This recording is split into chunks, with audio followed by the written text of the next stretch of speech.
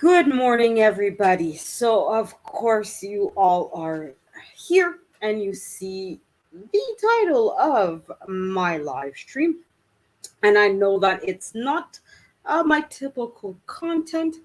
As I said in my live stream last night, I felt that I would make the exceptional video on a topic that is quote unquote, a hot topic, really spoken about a lot, as many of you have heard in these YouTube streets. Fresh and Fit are in a bit of a hot water right now because, and I did link the videos in the description.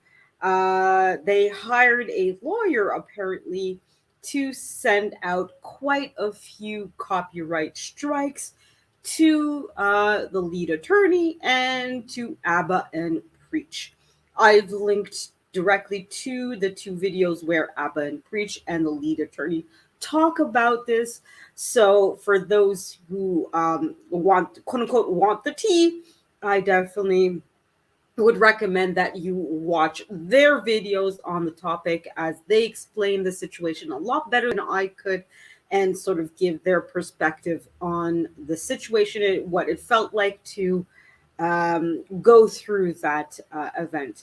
So I'm going to do a little quick clip here and to sort of talk about the subject as a little very, very, very quick intro to the topic.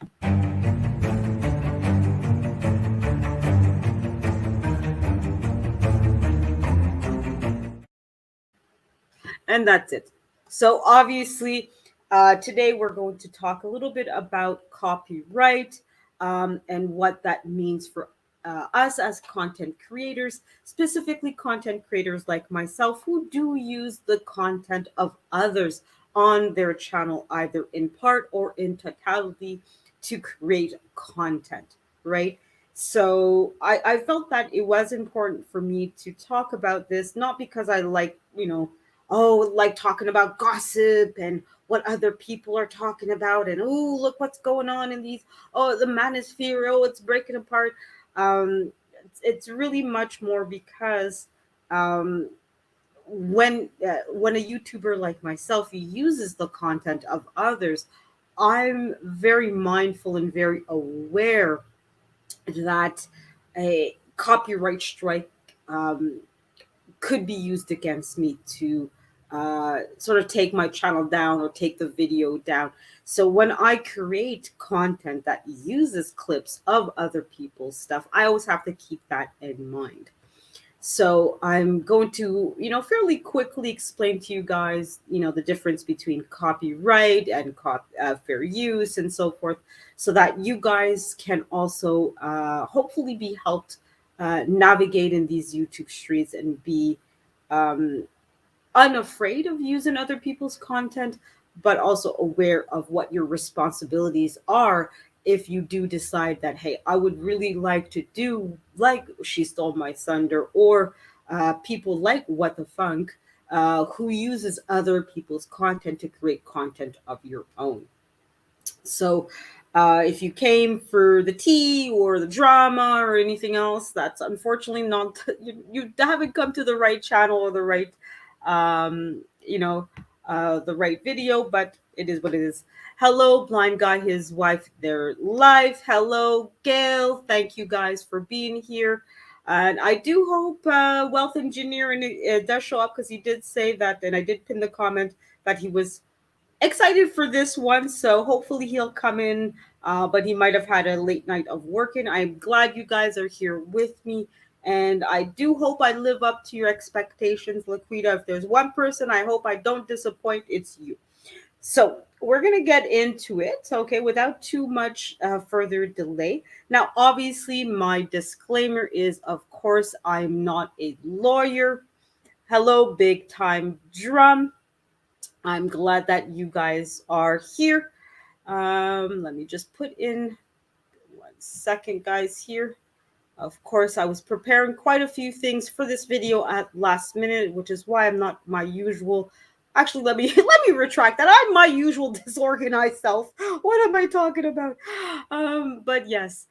So of course, my disclaimer, everybody, is of course I am not a legal professional. Everything you hear and see in this video today is for educational and informative purposes. If you do need legal help, please consult a lawyer or a legal professional. Okay, so that's out of the way. So we're going to get into it now. I'm basing most of what I have to say on what YouTube itself has to say.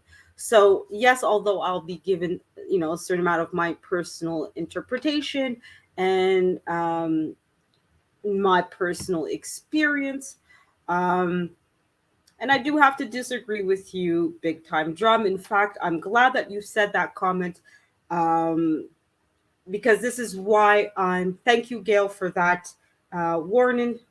Um, you're exactly the reason why I created this video, because I was expecting you to say that kind of comment.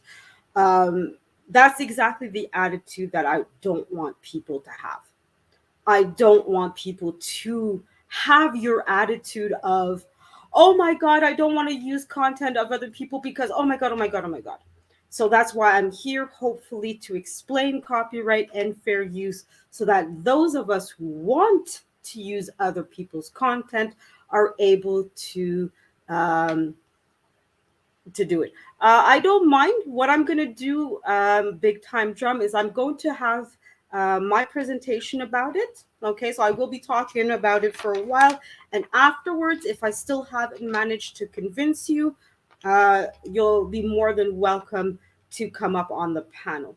Okay, so again, as usual, I don't mind having conversations, but I do have a point to make. And like I said, hopefully I'm able to convince you. But even if you still disagree with me, it's absolutely fine. I respect you, Mike, and I respect your opinion. But like I said, my objective here is not to convince everybody that you have to use other people's content. Take, for example, Gail or Laquita, who do their shows perfectly fine without using other people's content, and they create great shows regardless, right? So I'm not here to tell people you have to use other people's content. I'm just here to tell people that if you choose to use other people's content, that you should feel free and unafraid to do so, but be responsible. Because that's where I think you might be going, is that some people aren't responsible about it, right? So I do want people to be unafraid but responsible when using other people's content. So I'm going to go ahead and explain. And in fact, while I'm explaining, I will thank you, Gail, again for putting that up. So I will put that here. So I will explain a little bit of what copyright is versus what fair use. And I did link the video of TLA in my description. So for those of you who want a more legally presented discussion of what copyright is and fair use and all that, do go to his channel. In that, excuse me, that particular video, you'll get a much more um, you know point by point breakdown of it, because I'm not a legal expert or legal professional. I'm just giving you guys my personal experience and my personal thoughts on the topic here. Okay, so I'm paraphrasing here. So we're going to go with the first question, of course, that people have is, what is copyright? Now, this is a definition that I'm paraphrasing from YouTube itself, but I will share my screen now, and you guys will be able to get the exact definition. And let me just make sure that is, I'm getting, okay, there you go. All right, so this is the official definition of copyright, but I'll put in my own words as well. So what is copyright? Copyright is an original work created by an individual in a fixed medium that they automatically own the copyright too. As the owner of the material, the individual has exclusive rights to use it as they see fit and determine if and how others can use that content in most circumstances, right? So, and obviously here, copyright obviously is by intention fairly vague and fairly in global generalized. Sorry, my Frenchisms come in sometimes when I speak, because obviously copyright for YouTube, they have to consider the fact that copyright varies from country to country, and that obviously so does fair use. So for me as a Canadian, what is considered fair use is going to be different for you guys who I believe are all American or live in in England. um, and it does take into consideration obviously what copyright and fair use varies. The laws varies on these topics from country to country, so they're being purposely vague and general in it. But as you can see in both the official definition and in mine, it does specifically most of the time only the copyright owner can say whether someone else has permission to use the work. So even if you are a copyright owner, you are not in the position to dictate in every single circumstance what other people can do with your content, right? Now, obviously, I do feel important that we talk about this briefly as well. What types of works are subject to copyright? So here, and it's important for people like Laquita, who, of course, as you guys know, is an accomplished actress. She does theater with her husband Corey, and I'm gonna always ask. I hope to see her one of her plays one at one point, if not live, but at least on YouTube at some point. Hopefully, Laquita, please, please. But in any event, so what is covered by copyright? So as you guys can see, obviously it covers audio visual works such as TV shows, movies, and online videos, right? So this is why copyright is important for us YouTubers to know and understand, because obviously we're creating online videos, right? It also, of course, covers sound recordings and musical composition, written works, visual works, video games, and computer software, and of course, dramatic works such as plays, like what Laquita does, and musicals, right? So basically, even though some of the content may be as because when in the definition it talks, I think, where did I see that in the original? Oh yeah, it says that is fixed in a physical medium. When most people hear that, obviously we think of things like a book, or for those of us that are old enough, I know all of you guys are all young spring chickens and may not know what a CD is or what have you, or an 8 track. Most of us think of things that are tangible, right? Things that you can touch. When in reality, as we saw by the definition, copyright covers pretty much anything and everything that can be created by mankind, right? Or humankind. I will add this little paragraph here at the bottom, right? Ideas, facts, and processes are not subject to copyright. So the fact that 2 plus 2 equals 4 is obviously not copyright protected, because this is something that is factual and that is not created by a human being, even though it was discovered and explained by, I believe it's a Roman philosopher, if I remember correctly. But for those that know better, please correct me if I'm wrong. Um, it's still 2 plus 2, whether that this person figured out or it was somebody else, right? So that's pretty much what copyright is. And I'll go a little bit further down, because this will be my little mini transition to what is fair use. It is possible, and this is where Mike, I think it's important for you to understand and to read. It's possible to use a copyright protected work without infringing on the owner's copyright, either through fair use or getting permission to use someone else's content in your video. So I won't play the video, and this link is also in my description. So for those who want to watch this video or to get a more thorough read through of everything that I just said, please feel free to do so. There's also the links here on the side about fair use, Creative Commons, which I won't talk about, but it is also important for us to know about. And of course, music and video. So if you guys do want a much more thorough knowledge about the topics, please feel free to click on the link that I provided and go to all of this. So as you can see, Mike, and that's kind of my point of my video, you don't need people's permission as long as you fall under fair use or that you get permission from the copyright creator to use their content. Now, in a perfect ideal world, you would have both, right? You would have both. Your video would both fall under fair use and you would get the person's permission. But it's really, as you can see, an either or situation. And literally in the sentence, it says either, as you can see, or.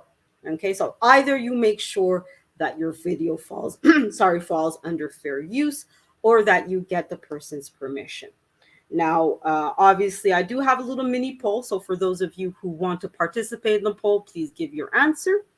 Okay, so that is basically what is copyright. So I'm just going to close my window and go back to see what you guys have been saying. Thank you, Gail. For yes, definitely click the thumbs up. Let's see what else is being said. Good morning, Lashes. How are you? What about using other people's photos in your thumbnails? Good question, Gail. That's would also fall under copyright and fair use, Gail. So if you were to use somebody else's photos in your thumbnails, you would have to either A, make sure to get their permission. Now, I know, Gail, you use Canva. Okay. So in Canva, they have an agreement with the content creators that are, excuse me, that are part of Canva that provide content, that their content can be used to create your thumbnails, which is why some of the photos that you see on Canva are free and that you can use them in whatever way. So you do want to make sure, Gail, that if you do use photos that you see on Google, that you find out who the copyright owner is and that you obtain their permission, or that you fall under fair use, meaning that you've met the necessary requirements. Hello, Shakila. Or Kayla, I believe that you prefer to be called that, but wink, wink, nod, nod. We know that most likely it is Lashes that's using your account. But yes, Gail, so you definitely do want to make sure that you fall under fair use, which I'll talk about in a moment. So really any content that's created, regardless of the form, so it's a video, it's music, it's a photo, regardless, you want to make sure that you have their permission to use it or that you fall under fair use. All right, let's see what Blind Guy, his wife, their life is saying. We'll check our callback list and see if we can perhaps, I don't know. I don't know if I would make a great actress. I think your plays are too highbrow for a meager little actress like myself. But I definitely I stand by my comment. I would definitely love to be able to see one of your plays, either in person or I know I might not be able to get to, I think you're in Virginia, if I remember correctly. I may not be able to travel to your hometown anytime soon. So I would like to be able to see them on YouTube, but I get it. Plays especially tend not to be shown on YouTube because I get it. Plays, I've been to a couple, and it's always a lot more fun to watch a play in person than it is on YouTube. So, anyways, so we're going to move along here. And I'm going to show a little screenshot, because what happens if you see, because those of you all know, well, I know most of you know of Kevin Samuels, and he of course has a disclaimer on his videos. I didn't get hello Black's Tropical Homestead, how are you, soul sister? I hope everything is well with you and that you're going to be informed hopefully in this video. No, Mike. I'm not. As much as I would like to believe that I'm a great actress, I'm really not. I like to believe, at least I think, that I am as what you see. So I'm going to show a little disclaimer that Kevin Samuels often has in his videos. Let me find. Okay, let me just make sure. 1 second, guys. There we go. Okay. And let's get back here. There we are. So this is a screenshot of what you might see. So obviously, as you can see, top left here, do not use my content without my consent, right? So what does that mean? For us as somebody,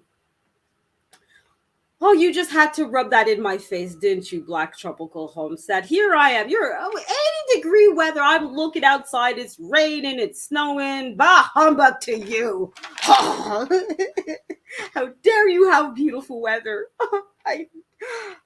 Anyways. So as you can see, what would I do, right? Because obviously, he makes it clear that you would have to ask for his permission. But as we read, I don't know you. I know Black Tropical Homestead. You just came in, and I talked about copyright and how you need people's permission to use their content under most circumstance. So how would I, somebody who sees that Kevin Samuels and many other YouTubers make it clear you want to use my permission, my content, you need my permission. I need to give you my stamp of approval. How can I, quote unquote, get away with it and not be subjugated to a lawsuit by Kevin Samuels? Well, it's easy and not so easy at the same time. I would use fair use. Okay. And this is where, like I said earlier to Mike, where we have yes, you can use his picture. He is a public figure, okay, and he's not shy about showing his face. There's content out of it, but again, you have to use it under fair use. So, what is fair use? How would I go about using his face, his pictures, his content, and not fear a lawsuit from him or having my channel taken down by YouTube, right? So we're going to ask the question, what is fair use? And we're going to go to what YouTube says about it. And again, I'll give you guys my little interpretation of it, but you'll see on the screen the full official definition. So that way you guys can see I'm not just talking out of my Canadian bum, but that I'm basing this off of YouTube, which bases it off of legal matter. Okay. So give me a second to get the right tab here. 1 second. There we are. All right. So this is, of course, YouTube's definition of fair use. And again, this link is in my description. So if you guys want more specific, more you know uh, proper information, I guess is the way you could say it, information about fair use, this is where you guys would go. Okay. And again, the link is in my description. So feel free at any point to click on either this link or the link of copyright and be able to see what YouTube has to say. And I also linked to, like I said, uh, to Abba and Preach's experience with being copyright stricken by Fresh and Fit, and as well as lead attorney who was also copyright stricken by Fresh and Fit. I also linked to the video where I got the clip. So that's the first part with fair use, is you give credit to the people that you got the clip from. You make it very clear, I got this from where, right? You don't have to, but that is the best way out of courtesy, is to make it clear that, look, there's certain part of my content that isn't mine. I do admit it. Here's where I got it, right? Okay. So try your best to do that as much as possible. Okay. So we're going to get into what is fair use. Okay. So fair use is a legal doctrine that allows content creators to reuse content that is copyright protected under certain circumstances without expressed permission. Okay? So you can, in certain circumstances, even though, as you saw in my little clip, Kevin said, no, you're not allowed to use, under certain circumstances, you are actually allowed. Okay? That's why I was telling Mike earlier, look, it's not because somebody says you can't, or that you might get copyright stricken or what have you, that you shouldn't be automatically afraid to use other people's content. You have to be able to prove that you are following fair use, right? So what are those circumstances, right? Because you guys are big brain audience members. You saw, well, they're saying certain circumstances here. What are those certain circumstances, right? So it does talk about here the fair use guidelines, okay, which is important for you guys to read. So different countries have different rules about what's okay to use material without copyright owner's permission. So you do want to make sure that you're following your country's uh, fair use guidelines and what's copyright, what's fair use, etc. So do take time to be responsible about your fair use practices, people. So that's where my disagreement lies with Mike. He's saying don't use other people's content at all. While I'm saying, yes, go ahead. Feel free to use other people's content, but do so responsibly, folks, right? So make sure you understand what your country's laws on fair use are, on copyright. Now, obviously, most of you guys are either American or living in the US. So most of what you're going to see here applies to you guys. Okay. So you don't have to do as much research as I do as a Canadian, who, of course, I would be subjugated to Canadian laws. Right. So I'm not going to, again, not going to go through all of this. You guys can read on your own. You probably have seen here that this has all been determined by the court of law in the US, right? So this applies to you guys as Americans, right? So what is fair use and what are those certain circumstances? So that's what we're going to get into now, is what are those circumstances where I could use somebody else's content even without their permission, without fear of being penalized either by the content creator themselves or by YouTube. Okay. So we're going to get into this. Give me a second to scroll down a little bit here, guys, so that you guys can see. There are, as you can see, 4 factors of fair use. In the United States, judges decided what's considered fair use. A judge will consider how the 4 factors of fair use apply to each specific case. the four factors of fair use are. Okay, so that's what we're going to get into now, so that when you use other people's content, this is the things that you guys have to think of when you're using other people's content in your own videos. Okay, so I'm just going to see what you guys are saying, if anything.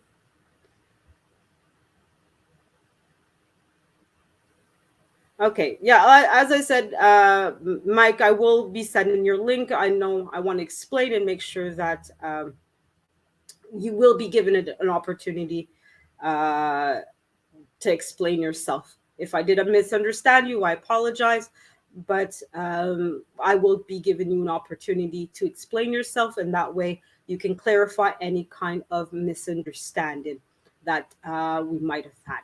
Okay, so the first aspect that you have to apply to meet fair use requirements is the purpose and character of use, including whether such use of commercial nature or is not for profit educational purposes.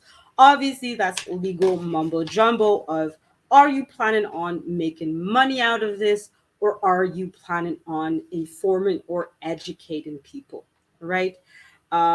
So obviously, if your content is, as you can see in the definition, your use of copyright protected material is transformative.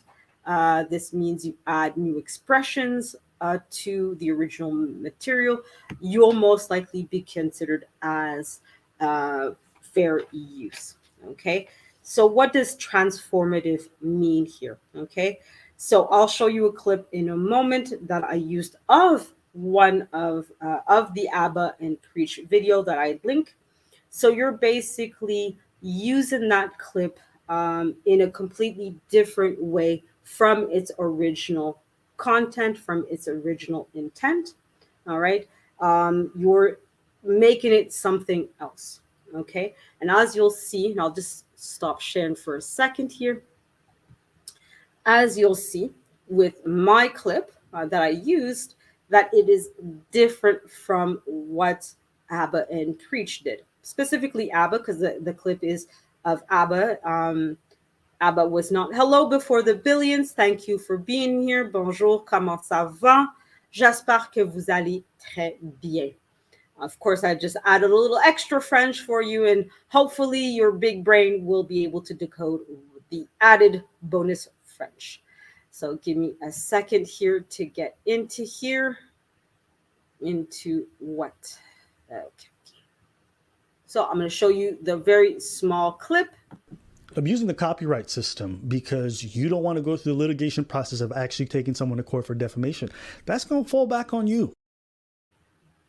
So as you can see, I transformed that clip and made it something different.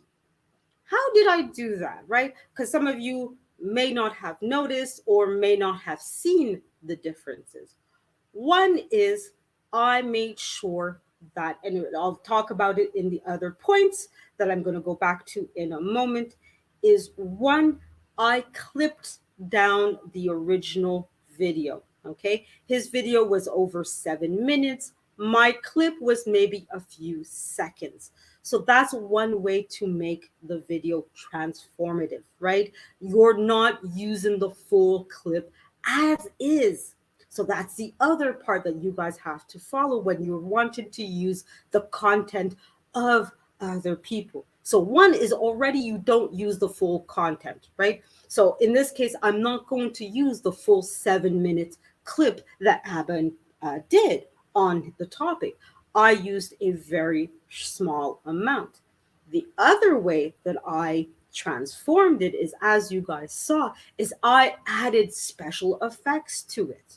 Okay, so I added a little banner at the side, and on the top left, I added "She Stole My Thunder" to it, right? So that's another way that you are transforming it. You're making it into something different than what it was originally. And the third way, which is the topic at hand right now, is I'm also using it as an example to educate you guys on a topic that I feel is important for you guys to know. So I'm giving a commentary. I'm adding substance to it that was not in the original video. So that's what I'm saying to you guys, is that if you are going to use other people's content, do so responsibly. Don't just clip a whole the whole 7 minutes and just think you can get away with it.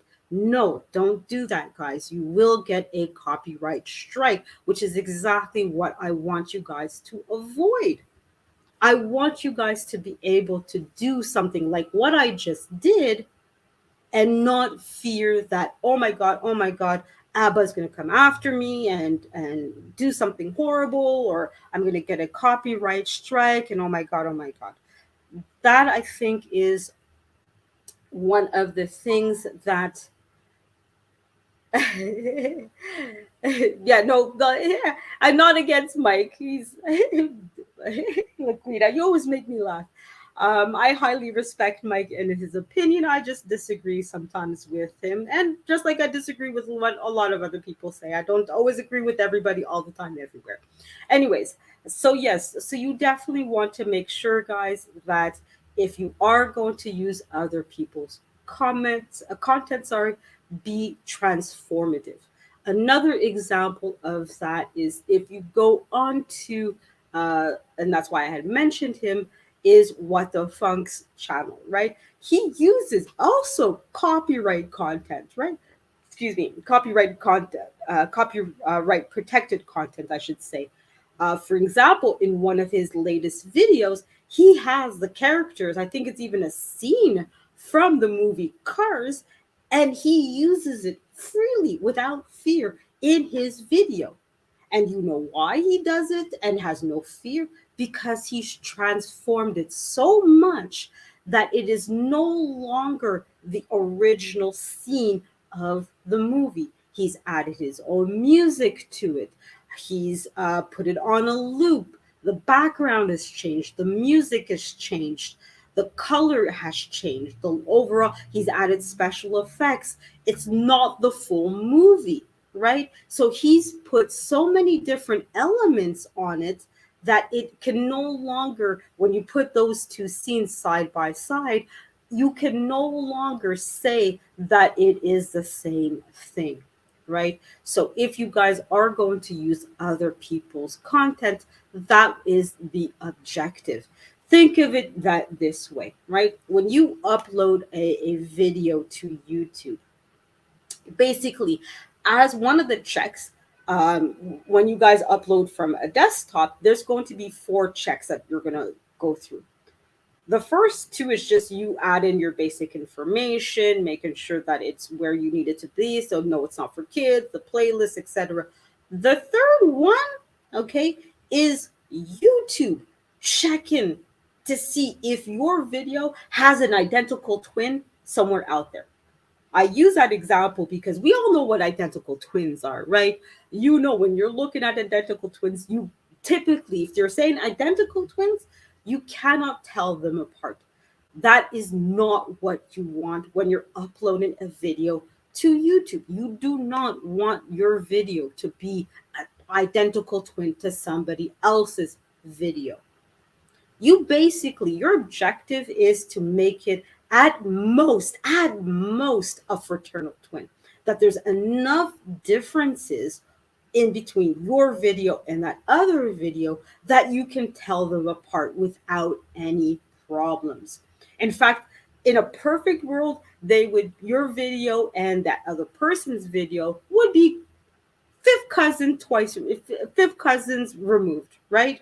So that there's enough similarities where you see that, okay, you got this from that other, okay, there's resemblances, there might be a certain amount of common points, but there's enough differences that you can tell the two apart, that you're not confusing one video for the other. Okay.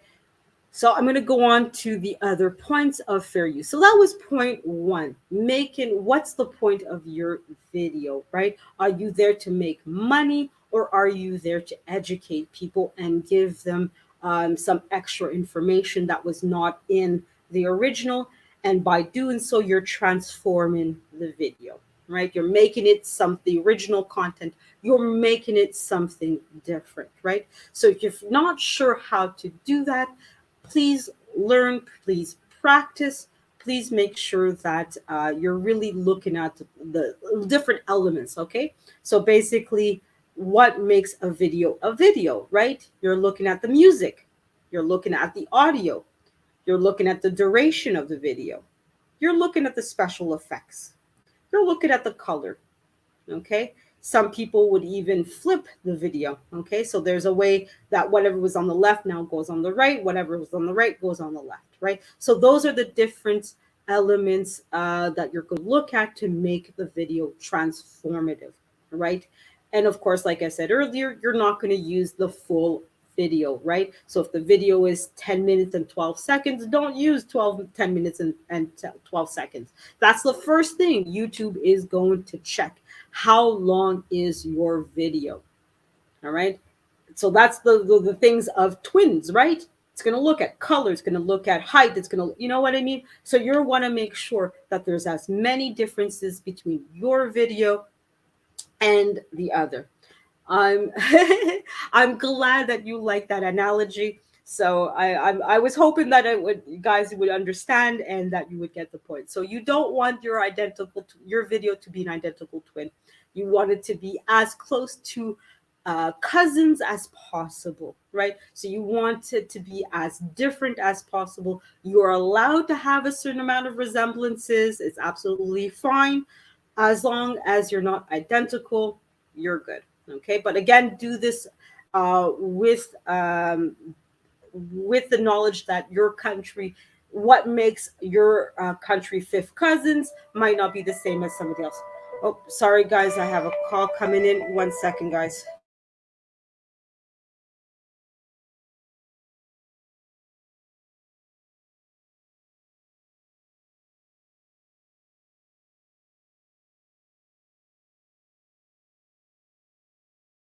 This call is at Canada Border Services Agency. I have to under your name, which was shipped through Canada perfect Post timing. using your identity. The parcel contained illegal components.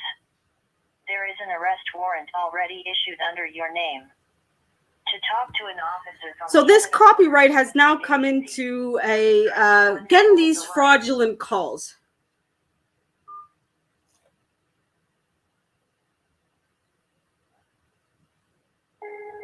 Your call is very important to us. Please stay on the line and you'll be transferred to the next available agent. Sorry, I'll mute. I'll put that down because I know the music probably will. Canada Border Services Agency, how can I help you?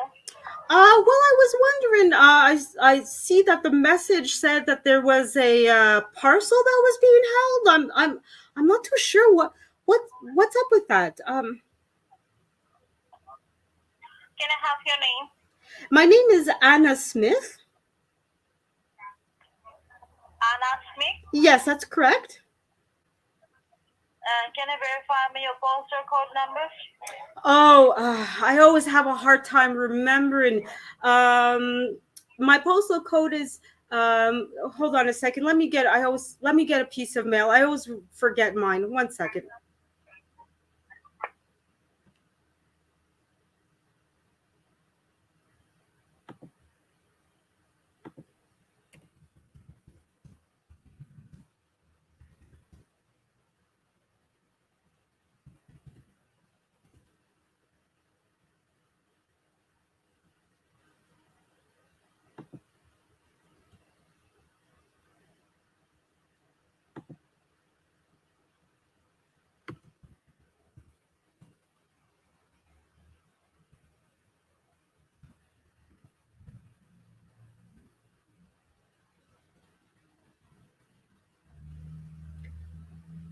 Hello?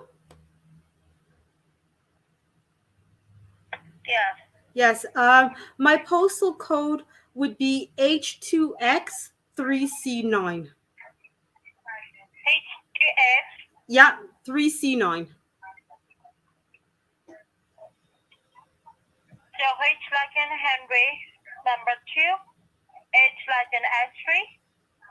Yeah, Number 3, C like in Charlie. Number 9. that's correct.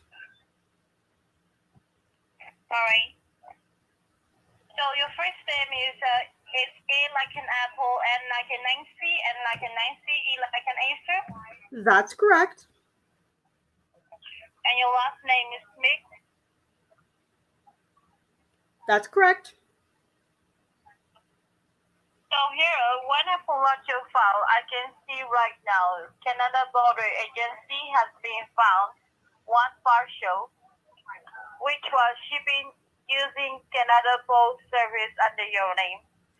When this parcel was scanned, we found that there was a drug cocaine case for $94,000, 9 fake driver licenses, and the 4 different social insurance details under your name for the different provinces. So, do you know any idea about this parcel? No, of course not. Wow, that 4 really. I this is news to me because I mean, I wouldn't do any of this stuff. I mean, where was this parcel shipped from? Do you know? Sorry? Well, the parcel came from somewhere. Where was it sent from? Yeah. The investigation started with a parcel from Canada Post Service coming for the British Columbia to Quebec. Okay. And who sent Yeah. it? Do you know? We download the person who is using information and who is send this parcel. Okay. So we are going to find the person who is using information. Okay. Well, that's great. What's the case number again? That of the local British Columbia police that's investigating it. And I'm sorry? well, you're saying that I assume that this is under investigation by a local police, right? So, what's the name Yeah. of the officer that's investigating it? I will give your case ID numbers and my information. Okay, so But before I go ahead with that, I want to know that did you say that this parcel is now belongs to you? well, obviously not. But can we get back to the Okay. important matter? What's the name of the police officer that's investigating the matters? Because I assume I can contact this person in case I need to, right? Okay. Okay, so what's their name? they hung up, of course. That's how you deal with these freaking scammers, people. No, not acting skills. I'm gonna change it for a second. A big time drum. I've received these calls several times, and that's where I would assume, guys, there's another channel that I absolutely love, and it's called Scam Bait Central. And he also has another channel called Scam Bait Extra.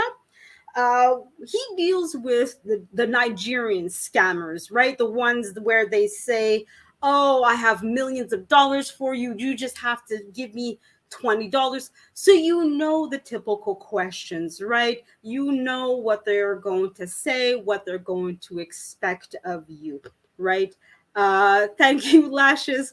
But yes, I've seen these kinds of scams on the videos quite often, and I know the typical questions. I know that they're going to say, "Oh, well, there's your what's your social, what's this, what's that." I'm a bit surprised because normally they ask you to verify your name by spelling it out, and that's why I also had to quickly think of a postal code, because I'm not giving out my own postal code. So never give your own name, never give your own postal code, or your guys' code, the zip code. So I know they're lying, so I have no problem lying myself. So it's just funny that we're talking about copyright and being responsible. And here's people who have no shame in lying and manipulating and tricking you and lying. So as you can see, Don't be afraid of, since it's an investigation, don't be afraid. Okay, who's the police officer? How can I contact them? Right? Yes, I should clip it and use that as an example of how to clip something properly so that it's fair use. Good suggestion. I agree with you on that part.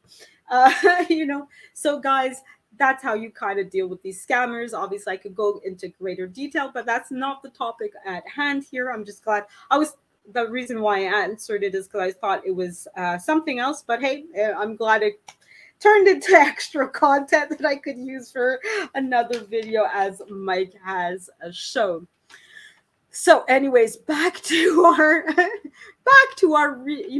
regularly programmed show here. Hold on a second. Let me get back to Gail's. There we are. Excuse me. Just gonna take a moment. My throat is a bit dry. I need a little bit more.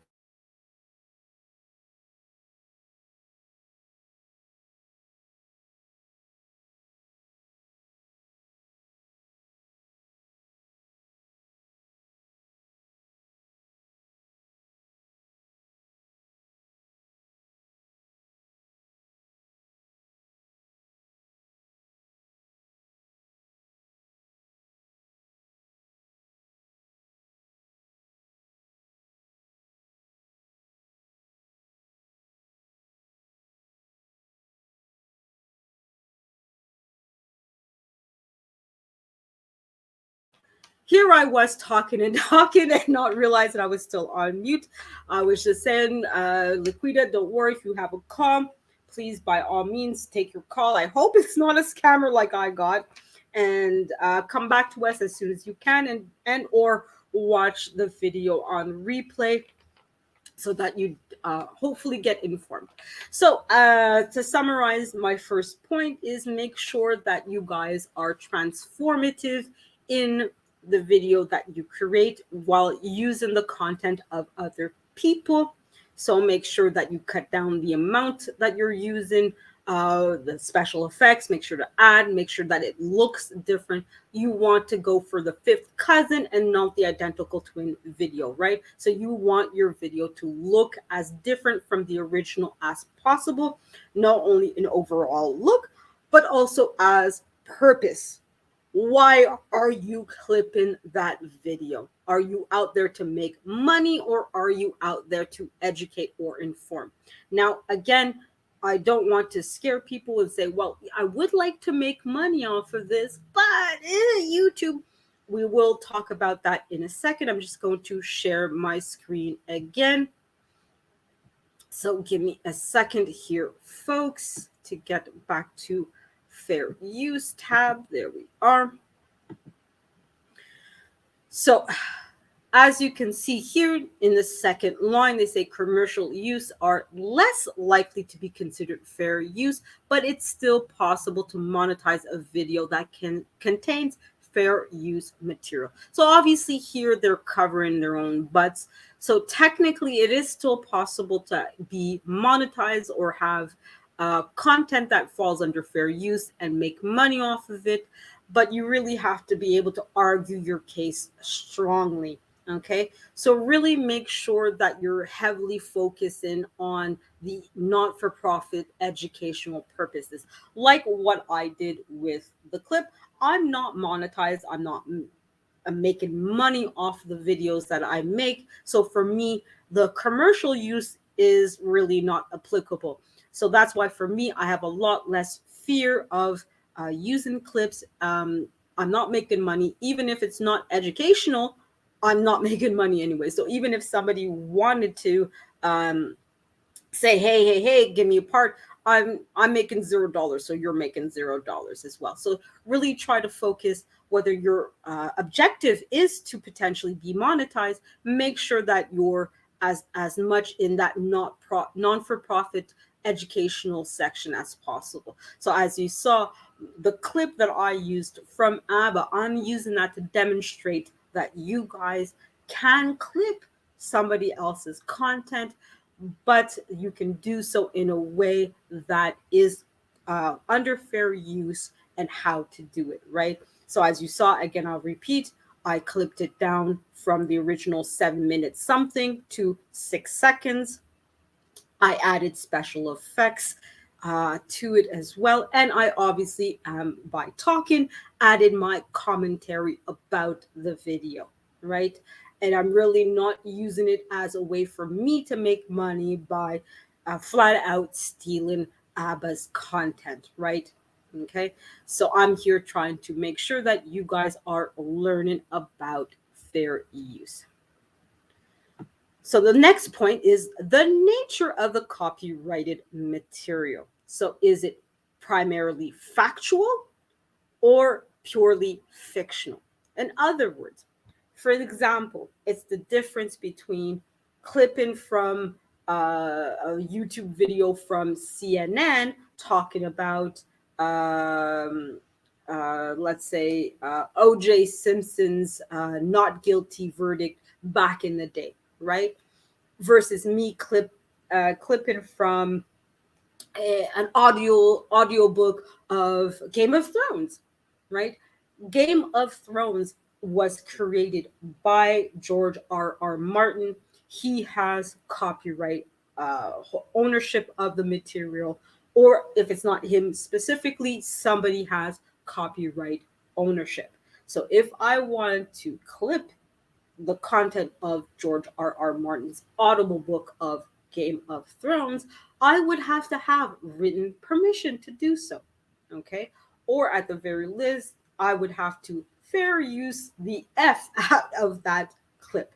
Okay. So you really want to make sure that if you are going to clip a purely fictional work, that you're doing it properly, right? So you're more likely to stick with the factual stuff. So stick to news clips, sticks to maybe Laquita says, "Hey, you know what? I'm gonna have a I'm preparing for my theater play that we're gonna have on this date and time." This is factual. She's talking to you about something that's going to happen or that she plans on happening. She's not making up a story at the moment, right?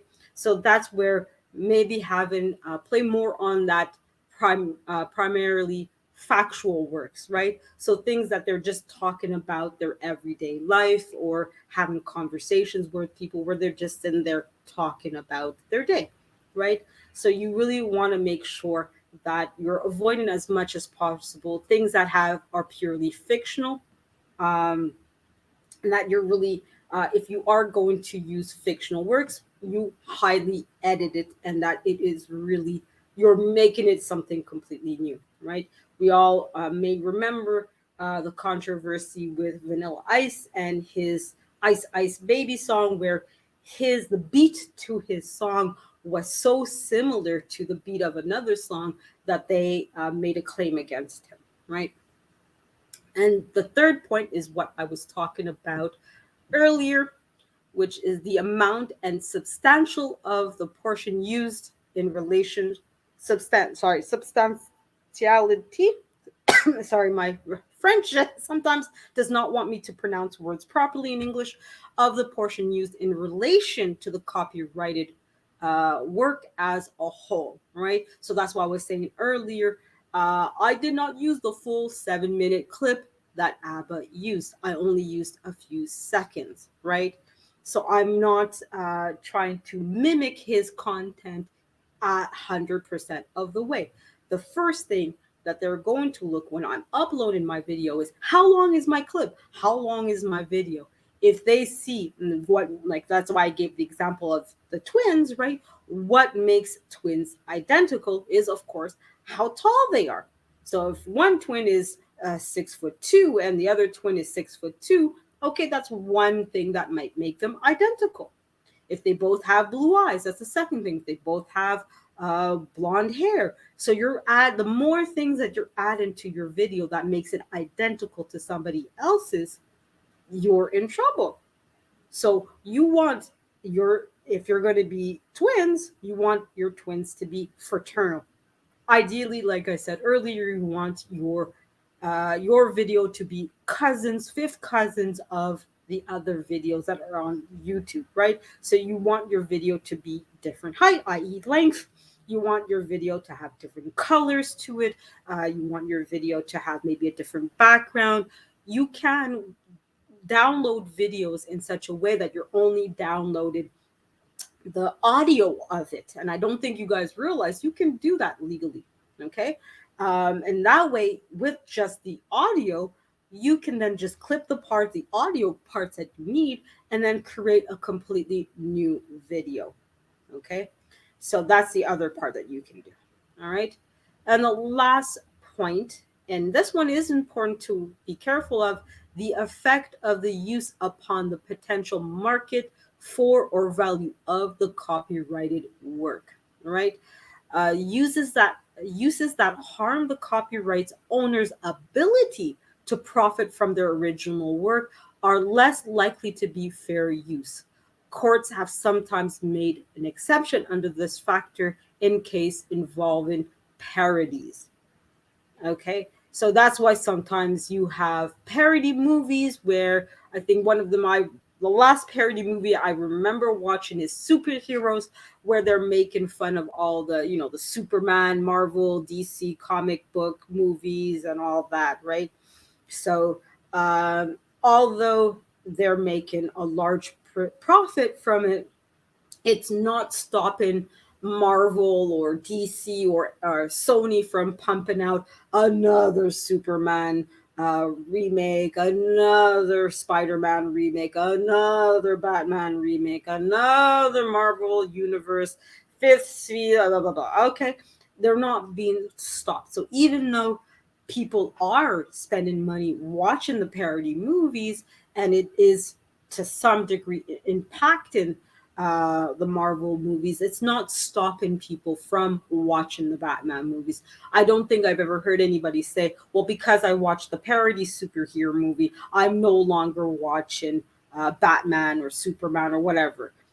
People are still going out there watching both kinds of movies, the original and the parodies, right? So you do want to be mindful of that your content isn't stopping the other person from making money, right? From profiting from their work. So do be mindful of all of this. All right. So we're going to stop there. So, all right. So now's the time where I'm going to invite people to come up. And I know, Mike, you wanted to come up earlier. So now's the time for you to clarify your point and how I might have misunderstood you. And I hope, guys, that after everything I said, that you guys are not fearful from using other people's content in your videos, right? So as I said earlier, use other people's content without fear, but if you do so, do it responsibly, right? Make sure that you're adding to the community with your clips rather than take away, right? Because for me, that's the objective here is I want people like XDMC, like What's the Funk Is This, to be able to create their content without fear of retribution, without fear that they're going to be penalized, especially for somebody like Gail at Night, for instance, that has now started editing and started,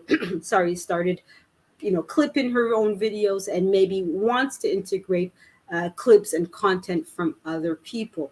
Gail, you should feel comfortable being able to do so, but obviously be cautious and be careful, be responsible about it.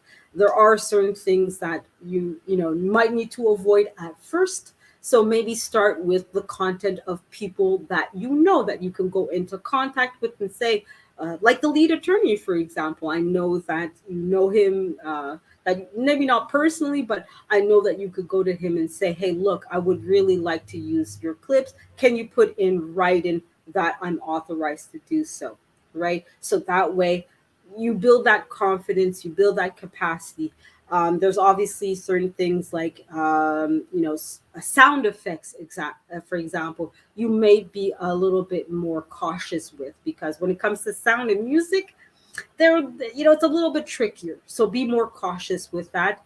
Definitely try to use, that's what's great about YouTube. They have music and special effects that are copyright free, and consequently free to use for everybody. So that's where you want to focus your attention on, is those tools that are out there already that allow you to use their content without fear of being penalized. So here is the link. If Mike, if you want to come up, please feel free to do so. And it goes the same with Lashes, with Blind Guy, his wife, their life, with Before the Billions, if you're still here, or anybody else. Gail, you're more than welcome to come up as well. And I didn't see Wealth Management come in, but I know that he probably had a late night work session, so he might not have been up.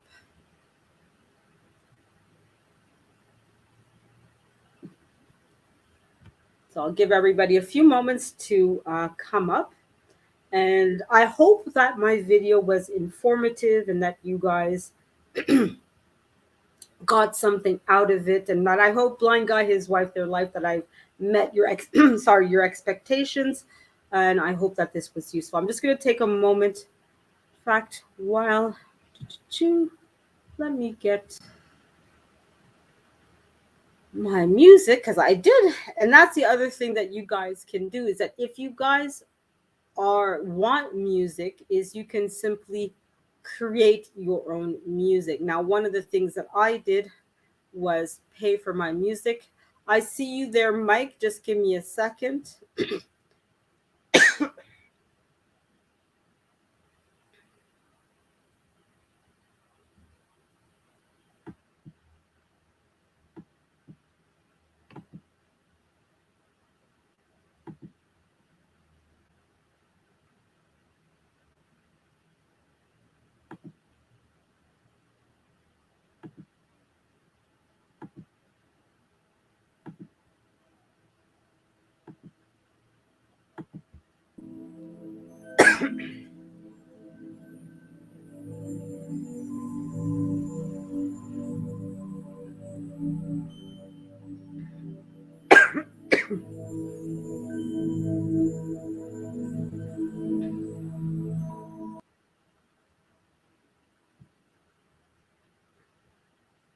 Sorry about that, guys. I just needed a moment, and I'll let you up.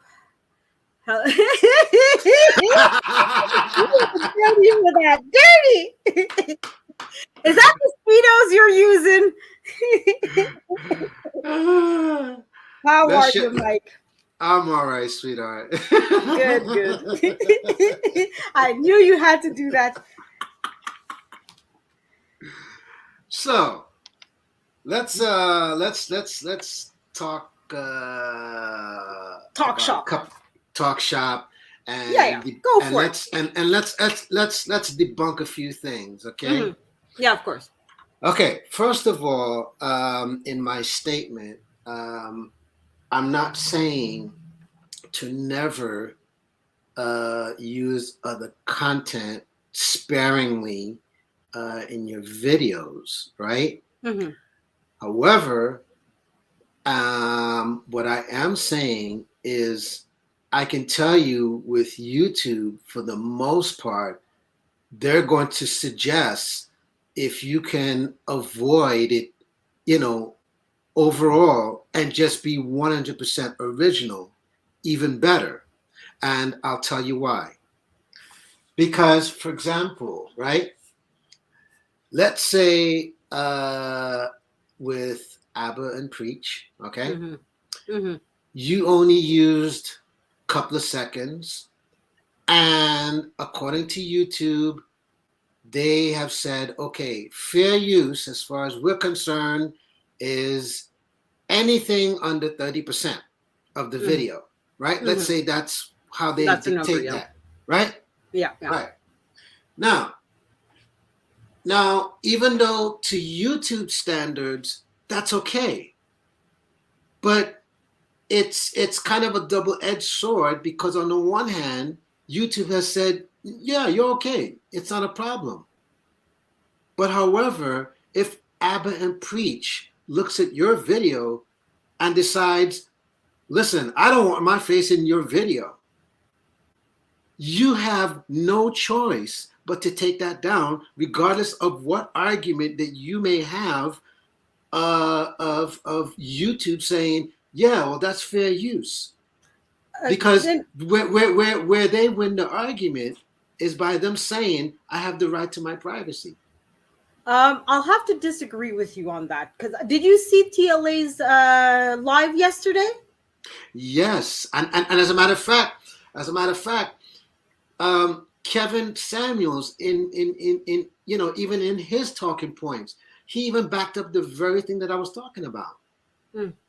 Because that's the thing, though, because I understand that, yes, Kevin Samuels or ABBA or TLA, if they see that, okay, oh, She Stole My Thunder used some of my clips, that they could come to me through the copyright strike system and ask, hey, look, take it down.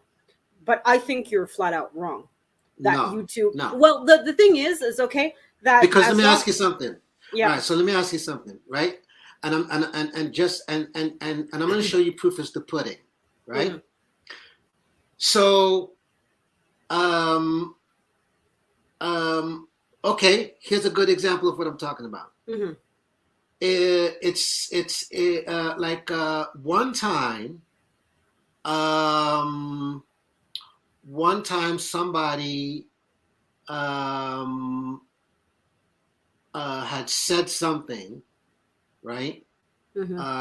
About you camming up, and you said, no, I don't want to cam up, yada, yada, yada, yada. Okay. Mm-hmm. And then somebody said, well, if you don't want to cam up, I'll post your picture. Mm-hmm. Now, so to go on to your point, them posting the picture actually falls under fair use. Yes. However, hold on. Mm-hmm. However, you have the right under privacy to say, please don't post that picture. And this is why See what I'm saying? yeah, and this is why I'm saying that you're still wrong, because I've used the right to privacy function of YouTube, and I was still denied. So you're telling me that you've Even had somebody post your likeness on their content Mhm. and you lost the argument. Is that what you're telling me? Yes, yes. So that's Give what me an I'm telling you. example. I had my name and my full face on their content. Okay. But because they made it transformative, I lost my case. So that's what I'm telling you. That by making it something completely different, even if I don't like how they're using my content, Yes. they still have the right to use it. So that's why I was making it clear that, hey, if you're going to use fair use it responsibly. Do it now in an ideal perfect world. If you make it clear to me that, hey, She Stole My Thunder, please don't use mine, of course I would respect you, and I would say, okay, you know what, I'll take it down, or I would blur out your face or whatever, in a respectful world. But if I'm using your content in a way that falls under fair use, even with privacy, I would have a legal right to use it. That's why I felt that it was important for me to have this video up. Now, of course, tactfully, it's not a great thing to use other people's content when they're clearly telling you, please don't, because of privacy or because of whatever reason, even if it's, I just don't want my content to be used on other people's channels. Obviously, in an ideal perfect world, you wouldn't use that person's content, right? But legally, as long as I follow fair use, I can get away with it. Now, obviously, if it's a big YouTuber like Kevin Samuels versus me, he obviously has a lot more muscle. Would YouTube back him up? Maybe, maybe.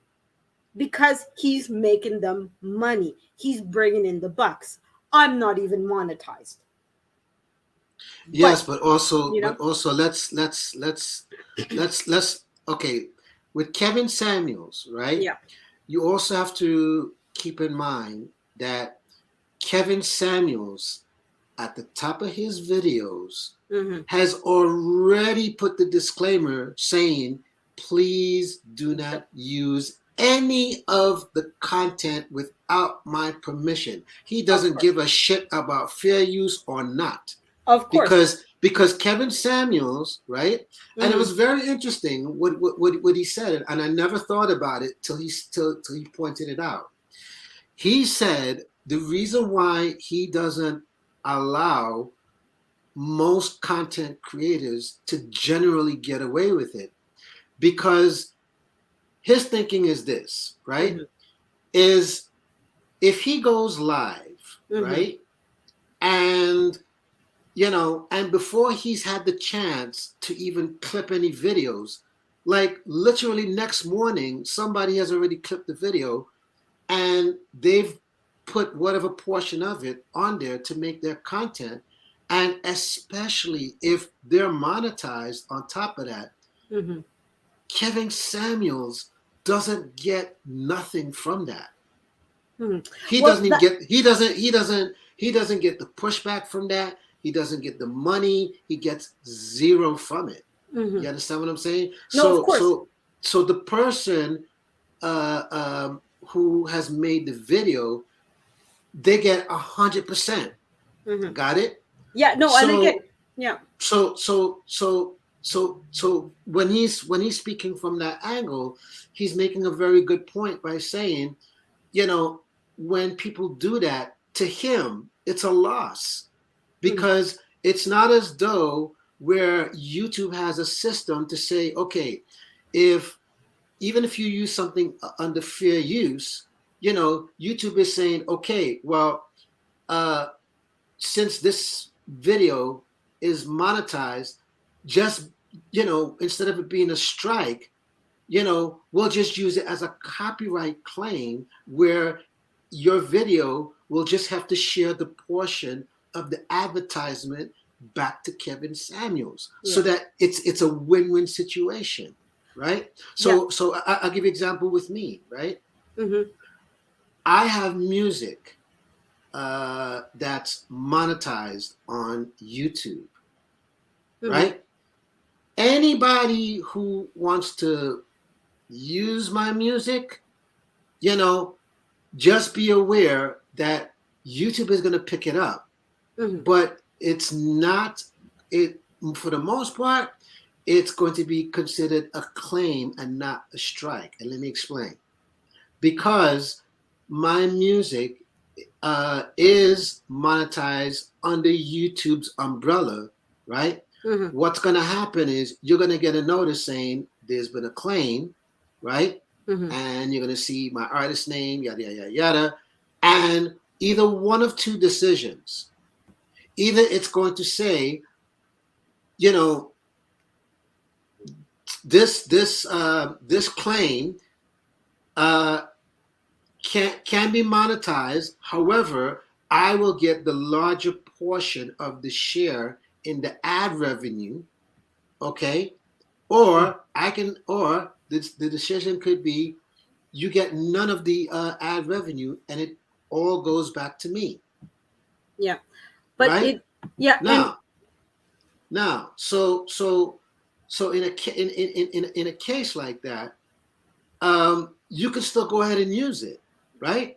yeah. But just know that if your video is monetized, the decision could swing either way. See what I mean? Yeah. In other words, how you're making the money, right? Yeah. Not so much the views. If if you want to put the views as something that you want to generate, that's completely on you, not a problem, Yeah. right? Now, Yeah. now, in a case where it becomes a copyright strike, if I've said to YouTube, listen, I don't care who it is, right? Mm-hmm. Nobody can use my music under any circumstances, okay? Mm-hmm. Then it becomes a copyright strike because I've already made it clear to YouTube saying nobody can use my music under no circumstances, right? So, and I'm going to give you a perfect case in point. I did a drum cover of Prince's music, Mm-hmm. right? And when I put it out, I got a notice that from YouTube saying from Prince's record label, I cannot use this music whatsoever. Mm-hmm. The image, no problem. So what they did was they had to take out all of the audio. The image can stay there because that's 100% mine. So then YouTube is saying, okay, if you want to post this, please know that you can replace the music or you can post it the way it is. But just know that the original audio, that's completely gone. Right? Yeah, and you actually serve to prove my point perfectly well.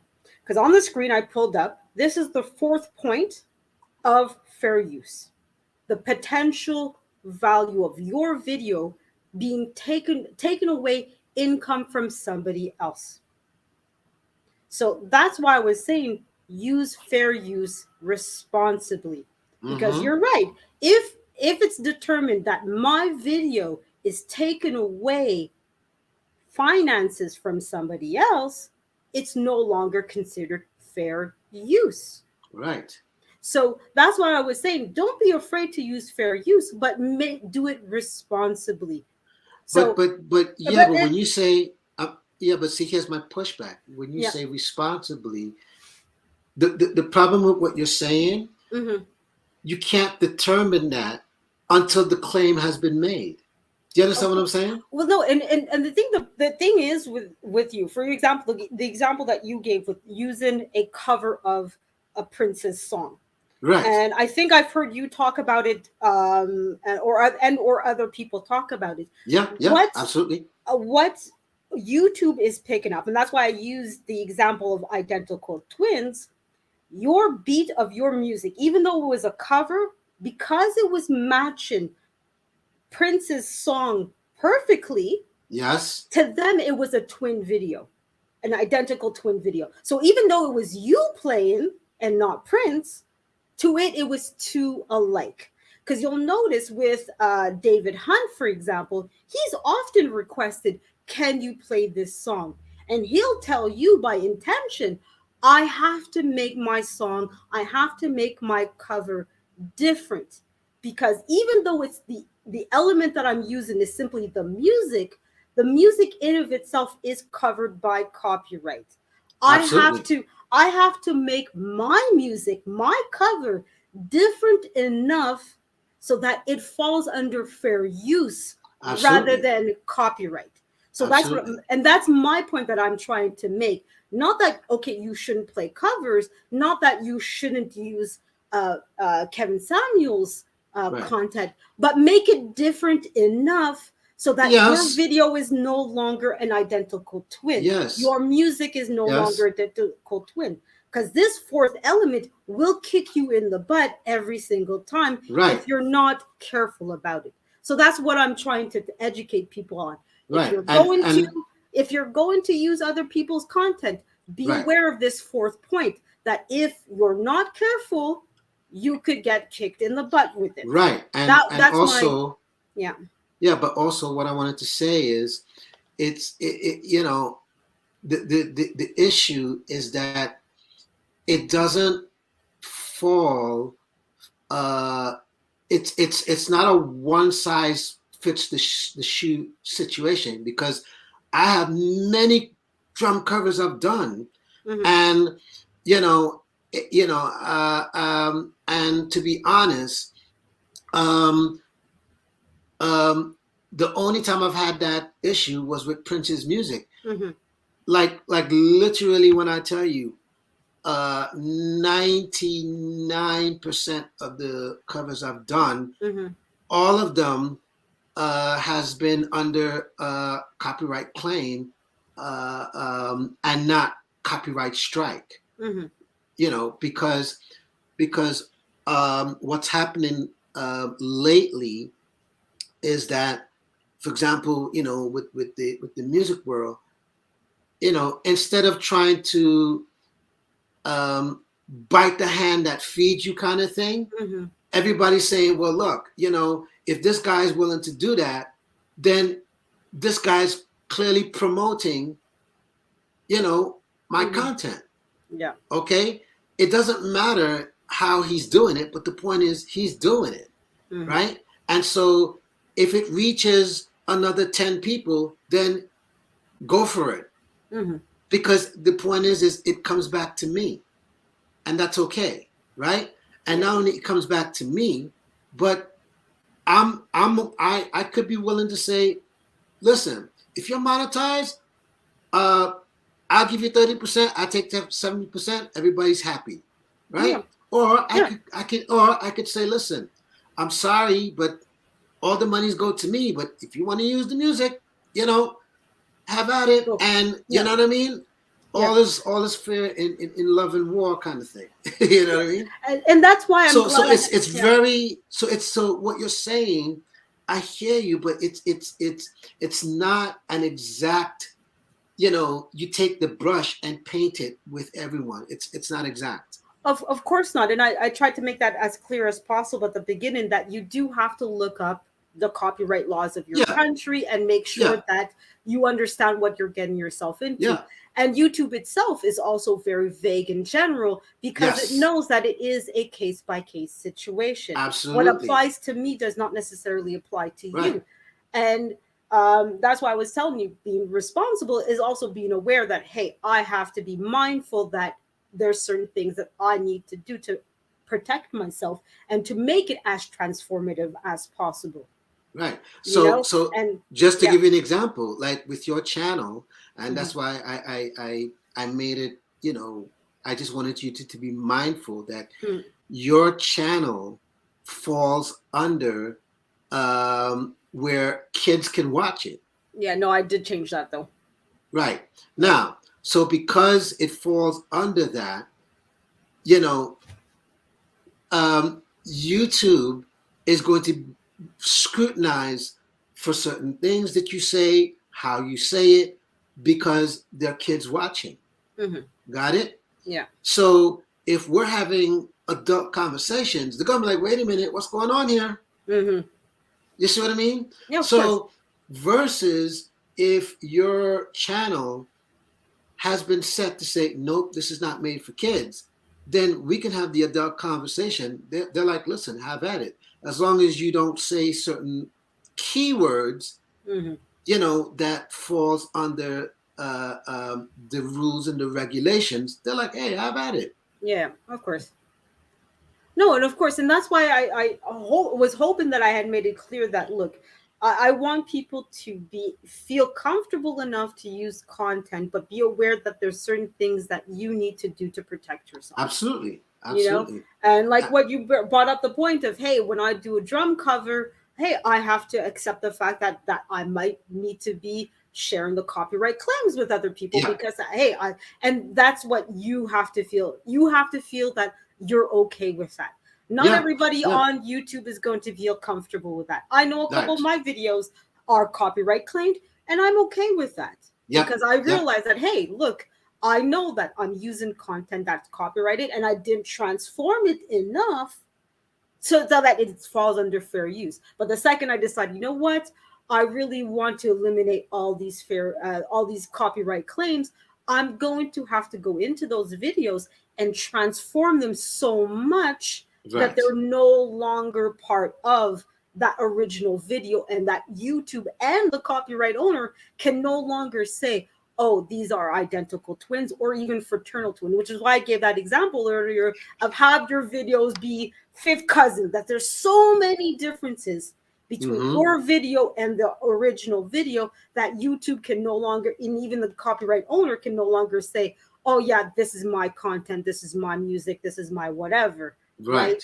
Right. So I think what happens, and that's where kind of the difference between you and me is that you're obviously covering music that and you admit, this is somebody else's music, this is Yeah. not Yeah. mine. And Yeah. you have to, as a content creator, each one of us has to be able to make that decision for themselves. So Yeah. that's why I felt that it was important for me to have that conversation and to have Yeah. the video, Absolutely. so that Absolutely. those who want to have content that Yeah. falls under fair use, what do you have to do? What Yeah. are And those it's no steps that, different. yeah. Yeah, it's no different than if you decide you wanted to use my music. Mm-hmm. What YouTube is going to do, um, before you even publish the video, Mm-hmm. they're going to detect, okay, that's his music. Yeah. Just be mindful that he's going to have the larger That, percent yeah. of the monetization Of course, if yeah. you reach that point, Yeah. right? And Yeah. so once you publish the video, you'll look in the description and you'll notice that it will say this video contains music made by blah blah blah blah blah, and it gives you the description, The the whole, yeah. artist, the record, my company, the Mm-hmm. publishing company, yada yada yada, and you're Mm-hmm. good to go, right? Yeah. Yeah, of course. But anyways, so let me ask you this, Yeah. right? Because I was just thinking about something, right? Mm-hmm. Do you think that because of this whole incident that has went down with Fresh and Fit and him going after literally, and they went after literally anybody that used their content Mm-hmm. in any kind of way? And obviously, as you could, I don't know, I mean, if you watch the attorney's breakdown, which to me, he really destroyed them in that one. Yeah. But anyways, Yeah, but very much. Yeah. but anyways, but what I'm saying is, it appears to be that YouTube basically has said, listen, guys, I think you guys have gone way overboard with trying to take down people. And unfortunately, the ones who gotten taken down, now we have to answer to them to say, okay, how can we recover you? Mm-hmm. And then, of course, the larger channels, that's where they're saying, wait a minute, you I don't know what you guys are trying to do, but this does not appear to be legit. It appears Mm-hmm. to be fraudulent. Mm-hmm. Okay. And as you notice in the letter, they say to them, you got two choices, to clean up this matter. Mm-hmm. You have to give us a detailed report of every video explaining where, who, what, how, and why. Okay. Or you can say, I retract this statement, and we all call it a day. Mm-hmm. Right. Yeah. So my question to you, or let me just give this commentary, a short commentary, and then I'll give you the question. Mm-hmm. So for me, I feel like YouTube, because of this this scenario, can now take this and restructure the whole idea of using people's content to the point now where it's harder, right? So that whole fair use and all this other stuff, they can restructure it, just because this mess went down, right? So my question to you is, do you think, as a result of all of this mess happening, that this might incite YouTube to restructure the whole thing so that, nobody gets into this kind of hot water for the most part? Or do you think they're going to just leave it as it is, and they're just going to deal with this case to say, okay, we just need to, clean this thing up and say, listen, you guys have a decision. You either want to, you either want to respond to this email in the way that we're asking, with the two choices, or you can be terminated. Which one do you want to do, right? So my question to you is, do you think that YouTube is going to have some sort of recourse or penalization moving forward just to avoid these type of issues? I think my global answer is no. Okay. They might tweak a few things here and there, where they might tweak the copyright strike, the manual copyright strike system, because I think that's what was done here. Is the Fresh and Fit lawyer went in Yes. manually for the copyright strike. So I think Yes. if YouTube is going to change anything, it's going to be in that, because as you saw with the lead attorney, it was a whole debacle of, they had 2 minutes to 0 minutes, and it was Right. it was a whole debacle. So I think that's where they might restructure and make some of the changes, because fair use, copyright claims all fall under federal US laws. So Right. if they have to change anything, they have to still consider that they have to follow what is legally allowed or not permitted in the US, right? Versus Right. Canada versus whatever. So I think Right. if they do restructure anything, it's more in the mechanisms of the claims rather than allowing people or not allowing people to use to use copyrighted content, and how much and all of that. Because at the end of the day, they still have to follow what is permissible in the US or whatever country we're talking about. Right. So that's where I would see, that would be my answer, is the mechanisms of the manual copyright claims will be different, but not necessarily everything else. I think, as far as, because this is not the first incident, right? I don't know if you know Chris Hansen. Yeah, but the only difference here is that this incident clearly has gone way beyond previous incidents. That's the only difference. Perhaps, yeah. But no, it was still that same kind of scenario where you have one individual. And I think part of what destroyed Chris Hansen's claim is that I think he didn't even legally have ownership of the content that he was claiming, right? Because I think it technically belongs to either NBC or something like that, right? While as least Fresh and Fit, it was truly their content, even though they were using a lawyer to make the claim. But there's been many incidents that are similar to this, where other individuals are saying, I don't like how you're using my content. Right. I don't think it's fair use, yada, yada. Right. And nothing really happened because of that. So that's why I feel comfortable continuing to use other people's content, as long as I feel that I have a genuine claim that it's fair use, without worrying that YouTube now is going to be, I think I've heard last night, what was that YouTuber's? There was another YouTuber, I watched some of his clip, and one of the guest panelists kind of like call it the I'm sure you heard that, the adpocalypse, where there was advertisers, exactly. He had like talked about how this is now the second apocalypse of YouTube, that it's going to be like, oh my God, it's going to destroy things. So I'm too optimistic of a person, but I don't think it's quite that dire. But there will be changes. That I do agree with you on that level, that there's going to be a certain amount of things. But like I said, I think it's more the mechanisms where you really have to be much more on the ball with what you're claiming, right? And you really have to, it might be as simple as, I'll go back to that example when the lawyer said, from 2 minutes to 0 minutes, that it's going to maybe give them an error message saying, hey, wait, that doesn't make sense here. Stop back in the future here. Like you need to like, wait a minute. This doesn't make quite sense. So maybe it's simple things where it's like, hey, wait a minute. This, we have to point this out here. This is no bueno. This is no bueno.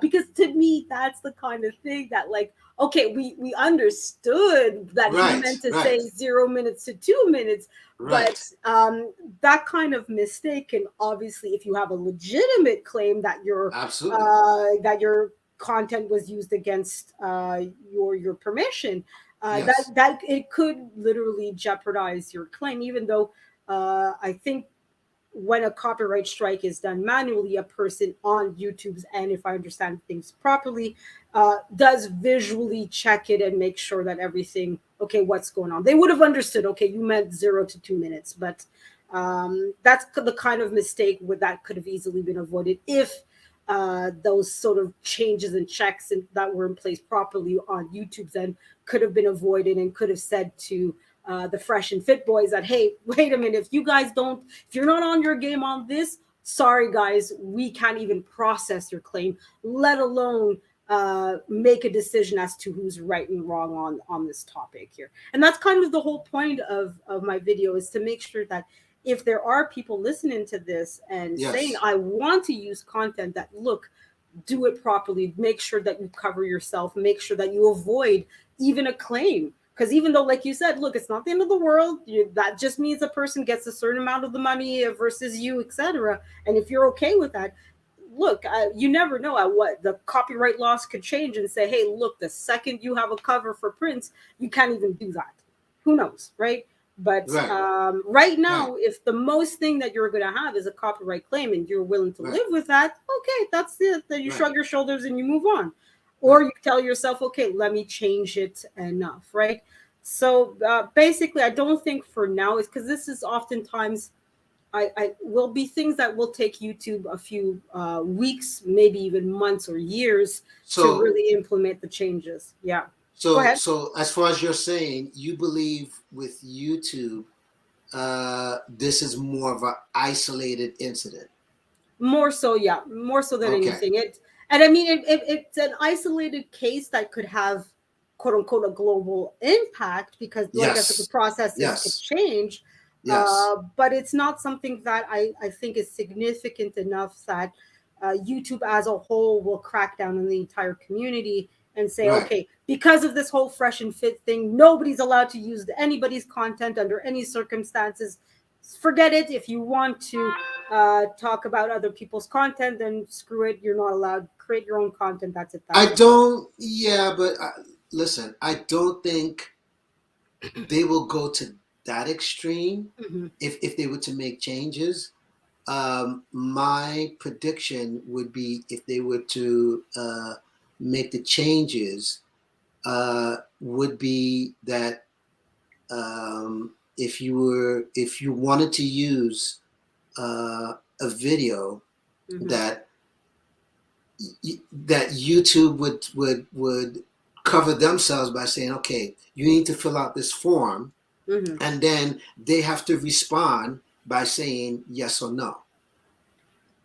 That could be, but again, it's and that kind of goes back to my point of, if, for example, like, I'll give that the fact that I had a clip of Abba's Yeah, video, yeah, right? yeah, If I played it as it is, even if it was yes, for a few seconds, I would understand having that kind of form where I would have to have written permission from the Abba and Preach team, yeah, yeah, yeah, yeah, and yeah. But okay, that's where I was going with it. Yeah, yeah, more or exactly, less. Not yeah, not and fair use. Not fair use. yeah, that's where, if it's flat out there, I can definitely understand, because, to be honest, that would make things a lot easier, because sometimes you do want to be able to use a clip as it is without having to change anything, Correct. but you want to give the content creator credit for it, Right. and potentially monetary compensation if that was necessary Right. for it. So for that, yes, that might work. That may not work. Um, to me, I guess, how should I say this? Because maybe I'm making connections that aren't there. Because that's to some degree where Uber is having issues. Where if you're an Uber driver, you're not considered as an employee of Uber. You're considered as a contractor. So Uber Yeah. is not, there's certain legal obligations that Uber does not have towards you, right? And perhaps, like I said, maybe I'm connecting things that aren't connecting. My Okay. brain is funny like that sometimes, where I see Oh patterns where boy. that Oh boy. aren't always there. Oh But boy. to me, Pay attention, everyone. well, be careful. Canadian connections. Go ahead. That like once because it's you're creating a contract between two individuals, right? That are getting financial compensation. Right. What can I then demand? Is it just the money? Do I can I compensate? Well, look, you've been making money off of me for the past 3 months. I now want dental. I now want paternity leave because where I live, we're allowed to have paternity leave, whatever it is, right? So to me, I feel like I get your principle, and even though I understand and in principle agree to it, I see that okay, that might lead to other things happening as well. Yes. You know what I mean? So that's why for me, it's like, look, just stick with fair use, right? Just make your content so different that they couldn't even claim make a copyright claim, let alone anything else with you. Right. So here's my next question. Yeah. Do you think that the Fresh and Fit will respond to the letter, either by giving the detail or just retracting? Or do you think they're just going to stick their chests out and say, nope, we're going to stand by what we believe has happened, and we're going to risk the fact that YouTube is saying we're going to terminate your channel?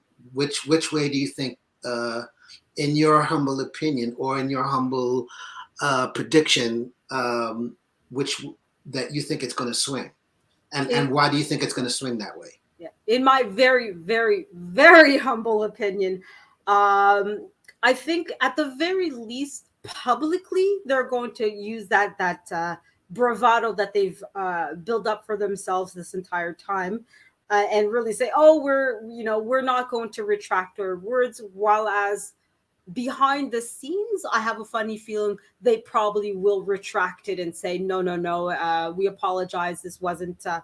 Our copyright strike was not valid. I think most likely because at the end of the day, that's their brand. Their YouTube channel is their brand. Right. So that's their cash cow. So right now, can I preface this, right? Because of what you just said. Yeah, go ahead. There is no behind the scenes, because remember, the lead attorney said the following: the email, the letter has been chain linked. It's been CC'd to everyone that's involved, right? Yeah. So the minute they respond, lead attorney, Abba, and everybody else who is on that chain link all gets it at the same time. And I can guarantee you, the minute the response comes in, guess who's going to do a video? Yeah. Well, yeah, no, of course. So there's no behind the scenes with that one. I get your point, but I think for them, looking at how they operate, they kind of don't have that. I guess for a better lack of a better term, they don't have that wherewithal to make that connection. Because I think on the lead attorney, he said, I don't even think they know that their channel is at risk right now. Obviously, it's been a few hours, right? So chances are by now they do. But I don't think they are aware fully that how they respond. Yeah, exactly. And again, I'm just, obviously, like you said, I'm just giving my very, very, very, very humble opinion on this, right? So I don't think that they have that wherewithal of knowing that, hey, how they respond will be seen, or potentially at the very least could be seen by other people, and that potentially the lead attorney will talk about it, Abba and Preach may talk about it, or whoever else was involved, because I obviously don't know the full story and who else was involved in their copyright strike, how should I call it, war battle or whatever. But and that's very much if those individuals do decide to say, oh, I got a response, here's what I say. Now, chances are, of course, Abba and Preach lead attorney probably will talk about the response, but who knows, right?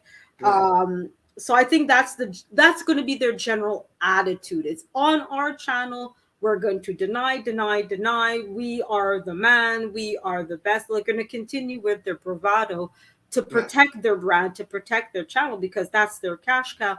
But sort of beyond the scenes, they're going to kind of fold and just give whatever YouTube what it wants to keep their channel. I'm not so sure about that at this current stage, and I'll tell Okay. you why. Okay. I watched quite a bit of their call-in show last night. It literally happened like within 45 minutes after the lead attorney was done. Mm-hmm. And they briefly addressed the copyright claim, and they briefly addressed the situation. And Myron's attitude, when I tell you, was very cocky. Now, that could be part of the show, who knows, right? But he was very cocky and confident in saying, as far as he's concerned, they don't have nothing to worry about. The lawyers are handling it. So as far as they're concerned, they're winning this case. Right? Yeah. And So but that's, so yeah, go ahead. so this is why I'm saying I'm not so sure if the case is because it's the show, they're putting on this front, right? That could be the case. Mm-hmm. And behind the scenes, they already know that, the pushback is in the public at this point, because obviously Abba and Preach has responded by doing a video, and the transparency is right there in the video. TLA clearly broke it down from a lawyer's point of view, and he even showed you word for word, line by line, and he broke it down to a science, to the point where he destroyed the whole entire, oh my God, it was bad. Yeah. He destroyed the whole email, and to top it off, he had Abba and Preach. He had all of the heavy hitters that got affected on there, all talking about it, and being transparent, and and all these things. And so, the bottom line here is that YouTube has already said to all of these content creators, listen, y'all don't have anything to worry about, because we can see what's going on. Yeah. Right? Yeah. So you guys go ahead, continue what you're doing. We got this. So we're making it clear to the fresh and the fit guys, you have two choices. You can either respond this way, or that and way. we can go back and forth and figure it out, or you can simply say, I retract the statement, and we all forget about it, and we go back to our normal business. Right? Yeah, exactly. No, if you don't respond within 7 days of the email, yeah, this is what's going to happen. Then your channel can be terminated. And as you notice in the email, okay, the paralegal, like tripled, like quadrupled down. And YouTube is being nice by saying, listen, for every time you send me this email, time is ticking. Because remember, it starts from the date of the email that they're saying you got 7 days. Yeah.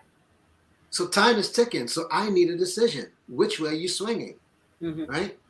So that's why I kind of feel like, based on what was said last night, I feel like they're sticking their chests up and they're standing behind, listen, we're right. But then again, to your point, they could be doing that as this is just all in show, but they know behind the scenes that, that it's about to go down, and they have to make a resolve, because here's the thing. I think it would be extremely foolish to lose the channel Mm-hmm. off of, you know, Just that, yeah. off of off of an egotistical decision, Yeah. I because yeah. that's and that's I mean, and even from the business point of view, I mean, that's a lot of money. That's not like, oh, you know, these guys are valued at $50 like me, you know. I'm of course I'm It's $50 more than me here, you know. you know, but I'm just saying, like, the valuation of their channel, Mm-hmm. you It's know, very different. it's past the six figures. Yeah, but that kind of proves my point. That's why I was saying, to me, this sort of public resistance of we're Yes, right, we're go yes, that's a very public face. right. But behind the scenes, what I think that they're going to do is wait until the last possible second, wait Uh-huh. until the 11th hour, and then send that email saying, you know what, YouTube gods, please forgive us. We're going to say the magic words. Please let us keep our channel. Right? So publicly, they're using this as much as possible because more people are talking about it, more people are going on their channel to Of see course, because what it creates views and it's clickbait. exactly. So It's they're clickbait. using it exactly. So they're using it as much as possible to their channel because Yes, even if you're right, let's say they want to go down with their ship, they're gonna, save face, screw it, we're willing to lose the channel, we don't right, care. At the right, very least, in their minds, let's make as much profit as we possibly can, right? right. Because even if you're right, if they can make another $1,000 off of this, that's $1,000 in their pockets, right? But I have a funny feeling that at the last possible second, they're going to say the magic words to YouTube to save their channel. Because if I remember correctly, if and I could be wrong on this part, this is part I do admit that I'm not clear on the facts. Yes. If you lose your channel, you are not allowed to come back on YouTube, No, even no, if you use a different email. no. So for them, You're done. You're done. exactly. So for them, it's and a lot of people may not know this. Patreon uses YouTube. So if they lose their YouTube, they automatically lose their Patreon because Right. Patreon does not post. You can't post a video directly on Patreon. You have to use your associated Yes. Yes. YouTube channel. So they're losing two sources of income in one Yeah. shot Yeah. if they Yeah. don't Yeah. sort Yeah. of please the YouTube Yeah. gods by saying the magic words. And that's why I'm saying, like, look, I highly doubt that they're going to allow those two big, because like you said, it's six-figure income here that they have. I highly doubt that they're going to allow themselves to be in a situation where they're going to lose that, even if they truly believe that they're right. They might bite the bullet. Somebody on their team might tell them, hey, look, if you go down with their ship, you're losing this guaranteed permanently, regardless of what you have to say or think. So be mindful of that when you're doing your stuff. So I have a funny feeling they'll push until the last possible second, and Mm-hmm. then you'll see TLA. Oh, we heard the magic words. We saw. That's what I think. But you could be right. They could decide. You know what? This is screw this. Screw YouTube. Screw all of this. We're done with all of you guys. And maybe their last video just quote unquote give the middle finger to everybody and down with the ship, and then you'll see them in the news on different projects or whatever. And Mm-hmm. Mm-hmm. who knows, maybe make an attempt to make a second channel and have that second channel take it down or whatever. Who knows? No, that wouldn't be. That Yeah, wouldn't be. it wouldn't be smart, but Wouldn't be smart. I've seen a few channels try it, but yeah, Yeah, but well, here's an interesting point I want to bring up. Right, mm-hmm. I can see if Fresh and Fit, let's say, Fresh and Fit, their brand Mm-hmm. was mainly built on Twitch, right? Yeah. And the majority of their money came from Twitch, Mm-hmm. and it just so happened that they also use YouTube, but what they did was they just took the same footage and they just, use YouTube, Twitch, and whatever to stream, the footage at the same time, right? Yeah. Now here's where I'm going with this. So let's just say they decide, you know what, we're right, you guys are wrong, and even though the money that they're making with YouTube doesn't even compare to the money and the reputation that they built on Twitch, right? I could see them saying, no, we're not going to sign this thing, and they lose their channel, and for them, even if they lose the YouTube channel, it's not really a huge loss in that regard, because the majority of what their brand was built on was on Twitch and not YouTube. See what I mean?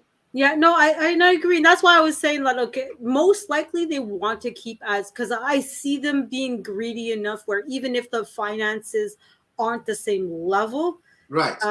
But to have 3 sources of income to them is better than 2.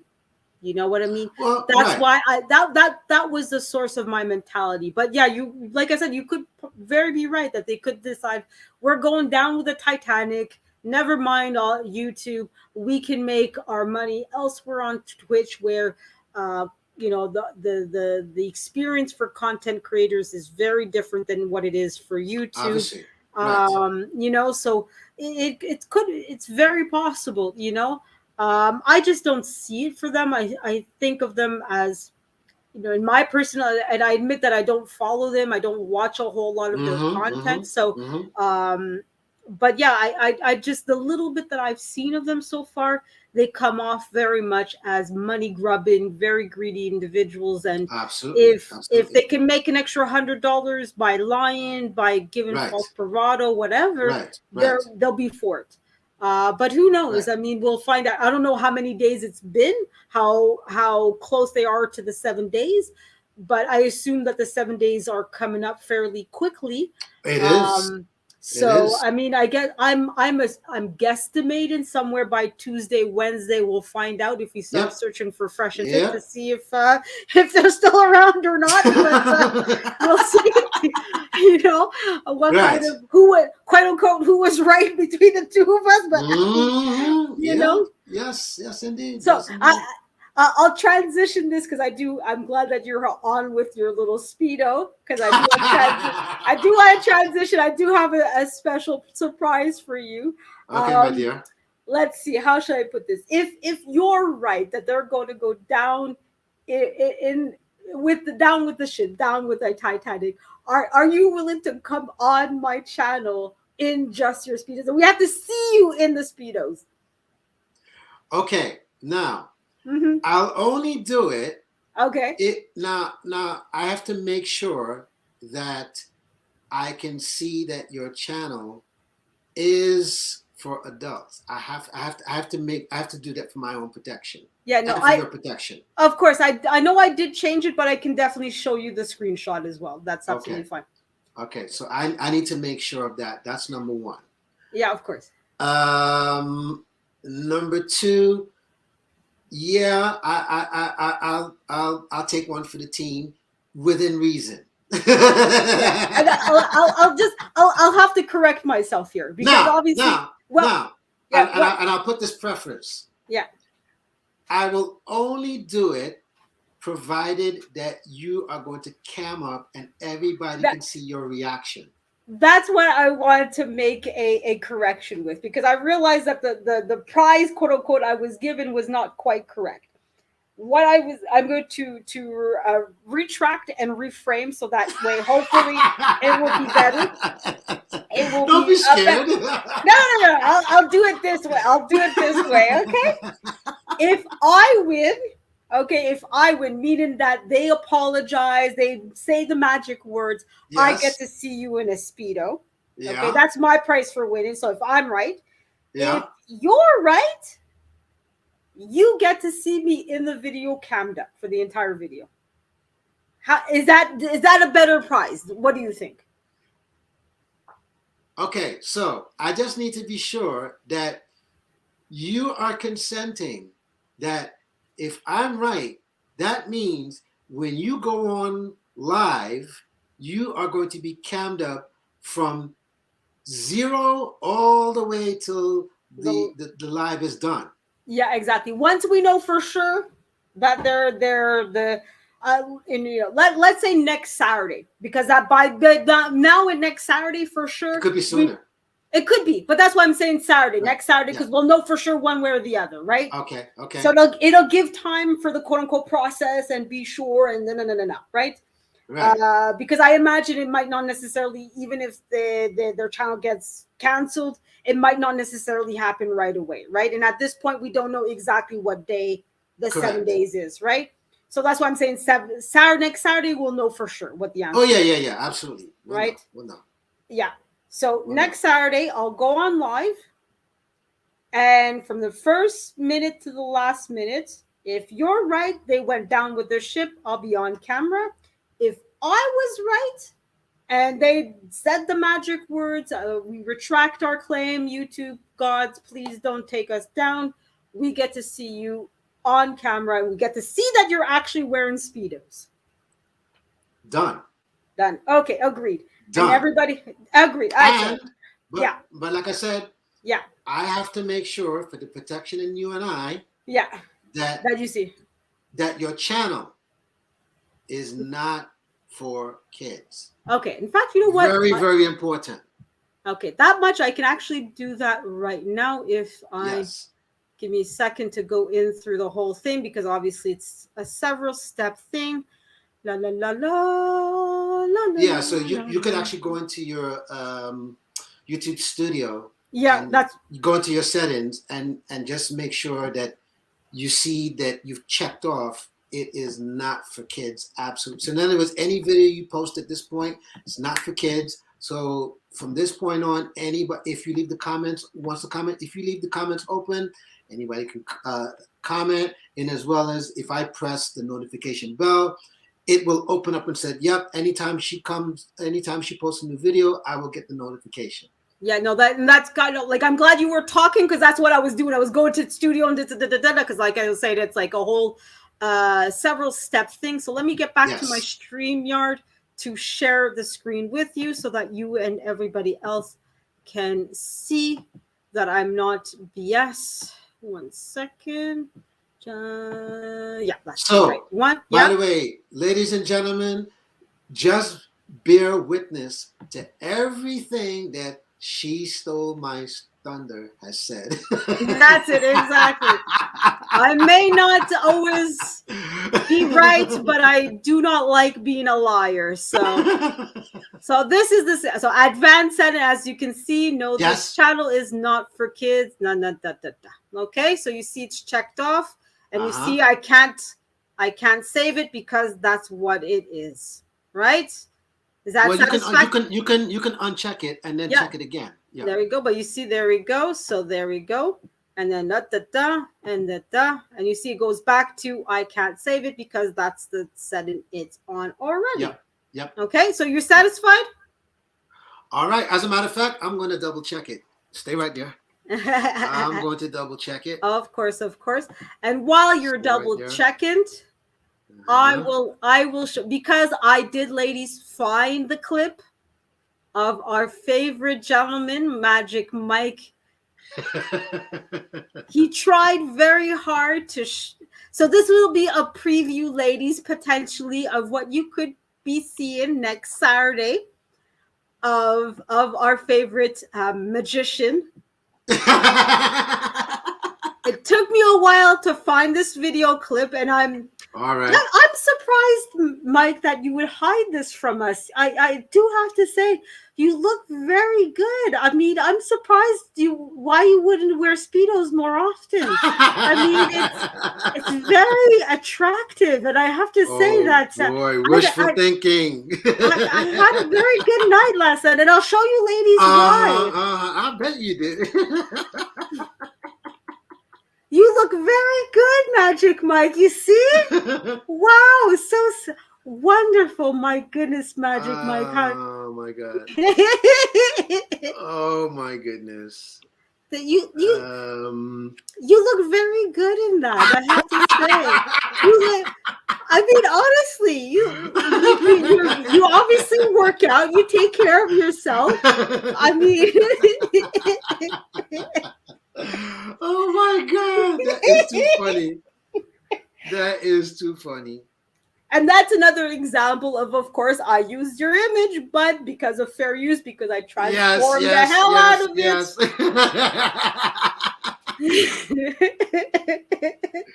But I know you're, but I also know that, look, even if I asked you, I'm sure you would have said yes and you wouldn't have had a problem. But yes. By the way, it's still It's still blocking coming me up. from so That's really weird, because as you saw, I did change it to kids only. So I mean, I'm not too sure what the next step I could possibly take, to be honest. Oh, you know what? Yeah, but also too and I think maybe you might want to go through each video to see if there's something that's to see if it's checked inside the video itself. Yeah, exactly. Because I do know that I tried to make sure that, especially for this live, for example, I do know that I have to go afterwards and check not for kids. But yeah, I do have quite a few videos, and that's why I'm glad I said for next week, because I think I have a good close to 200 videos. So to check one by one will take me some time to do that. So, but we'll get back to it in a week and see. Yeah. Yeah. I have a bone to pick with you. What did I say this time? Why are you denying me? Why are you denying me? You made your bed. You made it very clear what your feelings were. I'm not done, lady. Listen, I'm when not you're done ready, with my bone picking. Hello. Listen. I'm going to. Do I have to kick you off of my panel? You could kick me off and you won't see those videos ever again. Oh, please, I have my imagination. I'm good for that. But no, my bone to pick with you is, why is it you won't collaborate with me in the way that I requested? Listen, you know my stance on things already. I thought I've made myself very clear, sir. Gosh. Listen, You're a hard nut to crack, aren't you? Yes, I admit I'm very stubborn. I'm very willful. I admit to all of those qualities and flaws. I'll call it the German side of me, but I will not be dominated. Oh boy, here we go. Here we go. Listen. If you want to persuade me, you're gonna have to be. You're gonna have to learn to do it right. I thought I've made it right. Yeah. Listen, I've given enough people enough hints to know how to persuade me, how to change my mind, and people don't seem to be listening. So look, I'm gonna have to be extra stubborn with you. Boy. And you really think the people that come on your channel actually can afford 10 grand just so they can see you, huh? Yes, I believe it. Absolutely. Mm-hmm. Ladies and gentlemen, I formally announce to you, and the best actress in these YouTube streets goes to bleep, bleep, bleep, because I'm trying to bleep out your name that I know. Mm-hmm. Yeah, there you go. Listen. I didn't say. And look, the worst is that I didn't say it had to be one person. You guys could put in 10 of you could put in 1K each. 20 of you could put in 500 each. Doesn't have to be one person. Like you really honestly believe we really want to see you that bad for that price? Well, look how often you've mentioned it. I'm just saying, look, if it's that important, put your money where your mouth is. Because if it wasn't worth 10K, why are you here mentioning it again? Wow. Because we already saw you. So then why mention it again then? Because we love you and we want to see you often. Okay? BS. Like my channel says, basic BS 19. That's 18 right there. How dare you, sir? How dare you? On my own channel, BS me. How dare I? How Oh dare my you, gosh. sir? I am pleading for everybody's behalf, and this is how I get treated. Oh my god! Yeah, listen, Look at let's me not cry. pretend. Keep your alligator tears for somebody else. I don't even know we're upset. Stop it. Oh my god! Look who's the global Academy Award-winning actor right here, Magic Mike. Stop it, you big baby. What can I do? What can I do with these men these days? I'll cry Just for love everything. us and love us. That's it. Yeah, sure. Huh? My goodness. Oh, What can I gosh. do with you? What can I do with The same you? you've been doing since you met me. Stay in love. Is that what you call it? Okay, sure. I'll let you live in your delusion. Okay, no problem. If that's what you want to call it. Okay, no problem. So which one is better? Being in love or me hating you? Which one is better? Can you hate me some more, please? Thank you. Oh my god. Well, hey. Well, you be careful yeah, what you but- ask for, because I could start doing some videos talking about why I hate, and start putting your name out and start putting images and all these other things, and Go for it, and I hope that you make a shit ton of money off of it. what? Ladies and gentlemen, you heard it here from She Stole My Thunder. I have more than just fair use. She's given me public permission to roast, to hate, and to do all of these things. But about her. that's the thing, is that you've never needed my permission to roast me or to hate me. But if that's the kind of display you want to have on your channel. No, but there's a difference between but let's go back to the original subject, right? Now, it's one thing, and this is where Fresh and Fit is coming from. Their argument is saying that the fact that the people who are making these videos negatively about them, okay, to them, with certain videos, they see it as you're defaming their character, right? Yeah. Even though the pushback really is, it's not about, defamation. They're just calling you out on the things that you either A, have said or done wrong, or B, the stupid mistakes that you've done, right? So you can't say it's defaming if you've actually done something wrong. That's asinine. So that's their argument, and why they're going about things the way that they're going. Because listen, even last night, they're still saying, oh, this person's talking about this, and we don't want this person to talk about this, and we just want people to leave us alone.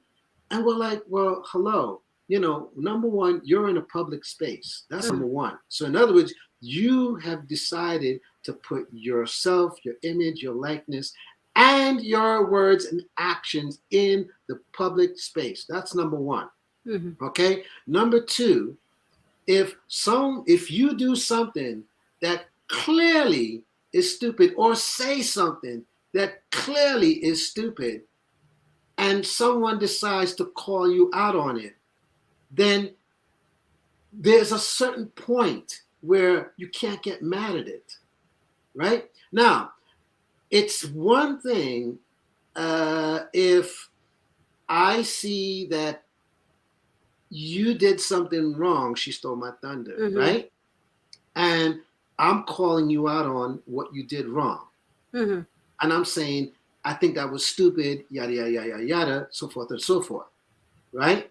And you're going to come back with a reaction video saying, this person's trying to defame my character and blah, blah, blah, blah, blah, da, da, da, da, da.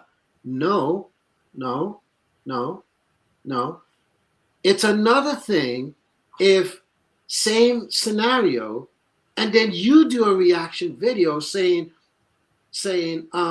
this person's so stupid for doing this video, man. Their mother stinks, and their girlfriend, and their this and that, and it's like, whoa, whoa, whoa, whoa, whoa, whoa, whoa, whoa, whoa. Now you've crossed the line. I'm going to disagree because I can. Let me put this in a certain way as well. I can come out here because I'm looking up the official definition of defamation as well, right? Right. Which, according to Google, is the action of damaging the good reputation of someone, slander or libel. Okay?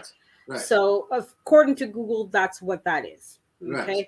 Now, obviously, I think I've done quite a few things where I've already damaged my own reputation. Oh, and whatever. And if you are going to come out here and present that and said, hey, what she said here was, inappropriate, or I don't agree with it, or whatever the case might be, like you said, because I already said it in a public format, and you're just talking about something that is publicly available, that has already been factually proven to be publicly available. Right. You're right.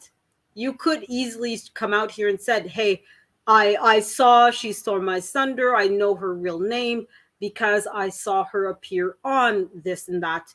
And you use clips under fair use for that. That's your right to do it. You've had that possibility of doing that from the get-go. Right. You've never needed my permission for that. And that's what I'm talking about. Yes, but the point I was trying to make was, it's one thing to say someone has defamed your character, right? Versus when someone, is calling you out on your own negativity. So in other words, right? Let's say, like with this video, right? Now, you're talking about copyright strikes. You're not talking about anything negative.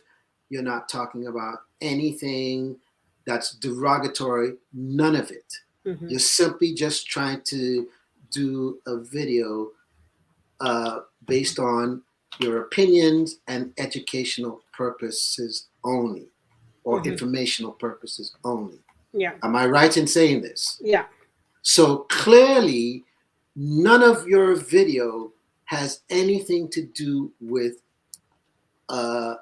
you being negative, right? And none of your talking points is negative, because all of your talking points, even if you've had your opinion, but you've also taken the time to back up what you're saying by showing either screenshots or whatever you feel you need to show to say, I'm just trying to make my presentation valid, because it's not coming from me in as well. It's coming from the horse's mouth, right? Yeah. And you're just trying to make people aware, okay? Now, so you package that, you put that in the video, right, whatever, right?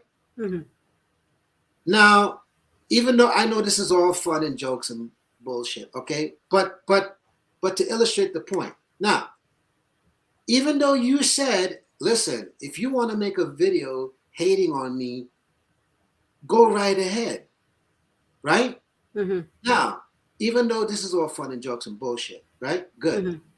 But let's just say I decide, you know what? I'm going to take you up on your word, right?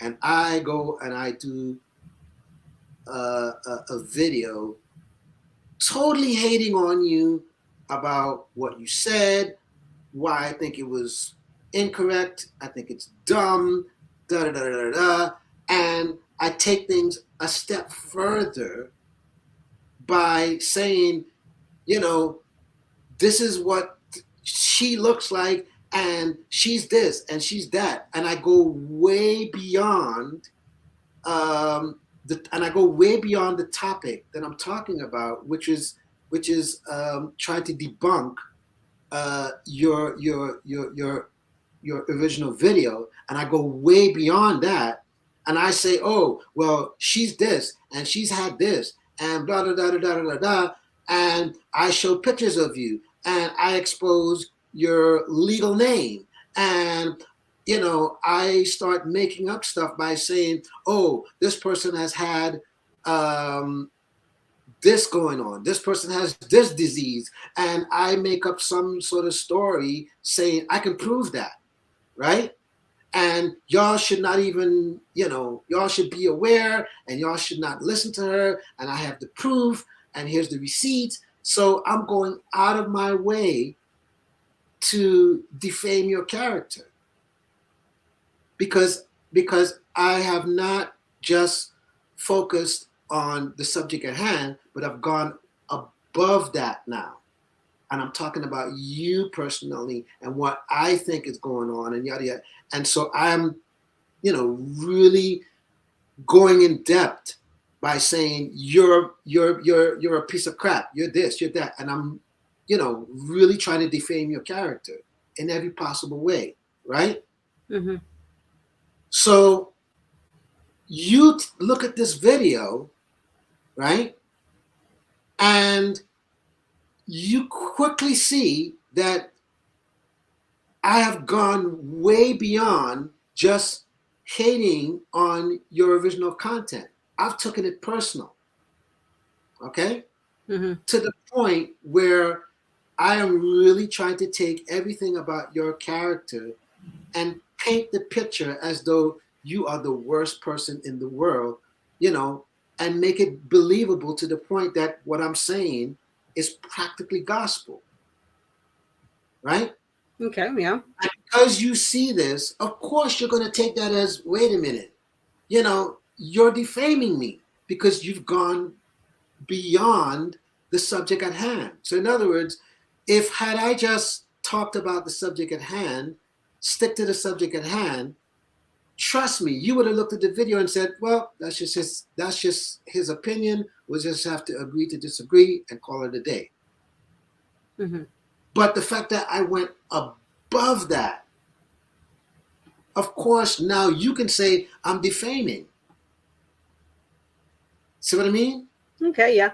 But what I'm trying to think of here is what's your whole point of this whole thing? So my point of saying that is most of those videos that you see, mm-hmm. none of them are defaming Fashion Fit. All they're doing is they're just calling out, listen, we see that you've done this, and this is wrong. Yeah. And that's kind of my point, though. If that's all you're doing, even if you are showing my real picture, my real name, which I've all made public, what's the issue then? No, but what I'm saying, is, if I've taken your name mm-hmm. and your picture, mm-hmm. and I've took it personal, okay. way, put it this way, if the original subject is about you being a bad actor, right? Yeah. And then I talk about that, right? Yeah. And I'm saying why you're a bad actor, right? Yeah. Anybody could easily take that as, that's just your opinion. They could take it or leave it. It's not a problem. Yeah. If I go beyond that and I talk about you in a personal way, beyond what I originally was talking about, and I take it, 5 steps further to make it believable and to make it somewhat gospel in terms of what I'm saying is facts, then I'm going out of my way to defame your character. Okay. I guess my better question would be, is that what your intention is? Like, let's say if you were to actually follow through and create a video about me. Right. Would that be your intention, is to create this hyper exaggerated video where you talk, oh, she has this medical condition, you just make up lies? Is that your intention? No. Okay, and hold Let it me just there. say this. Okay, no, I do want to make a point, and I will let you talk. So if that's not your point, then why mention it? Because Then why are we having this conversation? Because look, my ultimate point here in this right. is I've made my stance of how I feel being in public and why. Yeah. So now you're on this long rant about, well, what if I do this? What if I do that? What if? Right. And it's like, I've made my position to you clear. Now, if you truly want to insist on creating a video out of the material that's already there, and you're Right. telling me Right. that you're going to do it, quote unquote, legally and follow the letters of the law, then what can I do, big time Mike? Honestly, what can I do? You know what I mean? And that's kind of my point. And that's my question to you. Yes. What do you want me to respond? You're in your right. Let me just put it this way. I'll finish this one sentence. All right. And then after that, like I said, I've made my point clear to you. Right. So why are we here having this conversation about something that I've made my position clear? You've made your position clear. Yeah. Then make your decision. What do you want from me? Is my question ultimately. Right, what do you want? Right. Now, so go ahead.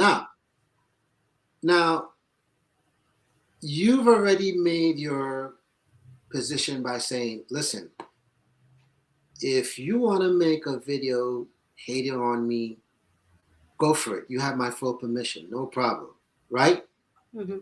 Now, let's be clear, ladies and gentlemen, that when all this was said, this is not, us having an actual heated or debate or anything. This is all fun and bullshit. Let's make that absolutely clear, okay?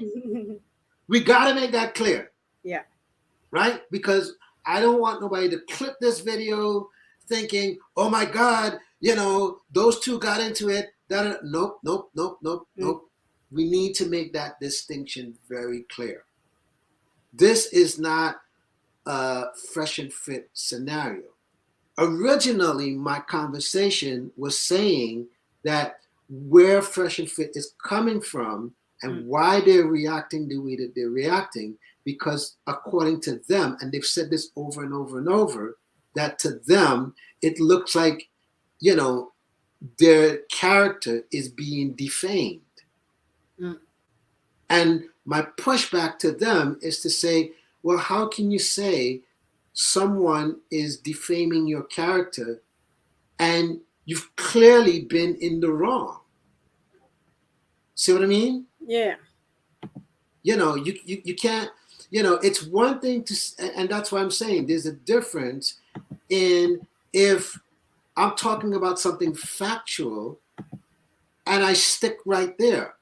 And in other words, I'm sticking to the subject at hand. That's one thing.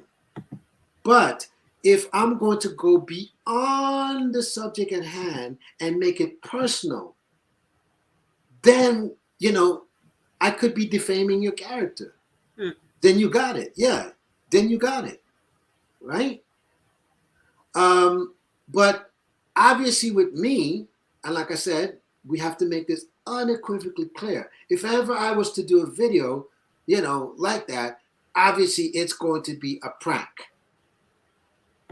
Yeah. It's going to be it's going to be a complete prank where I'm going to make it seem this way, yada, yada, yada, yada.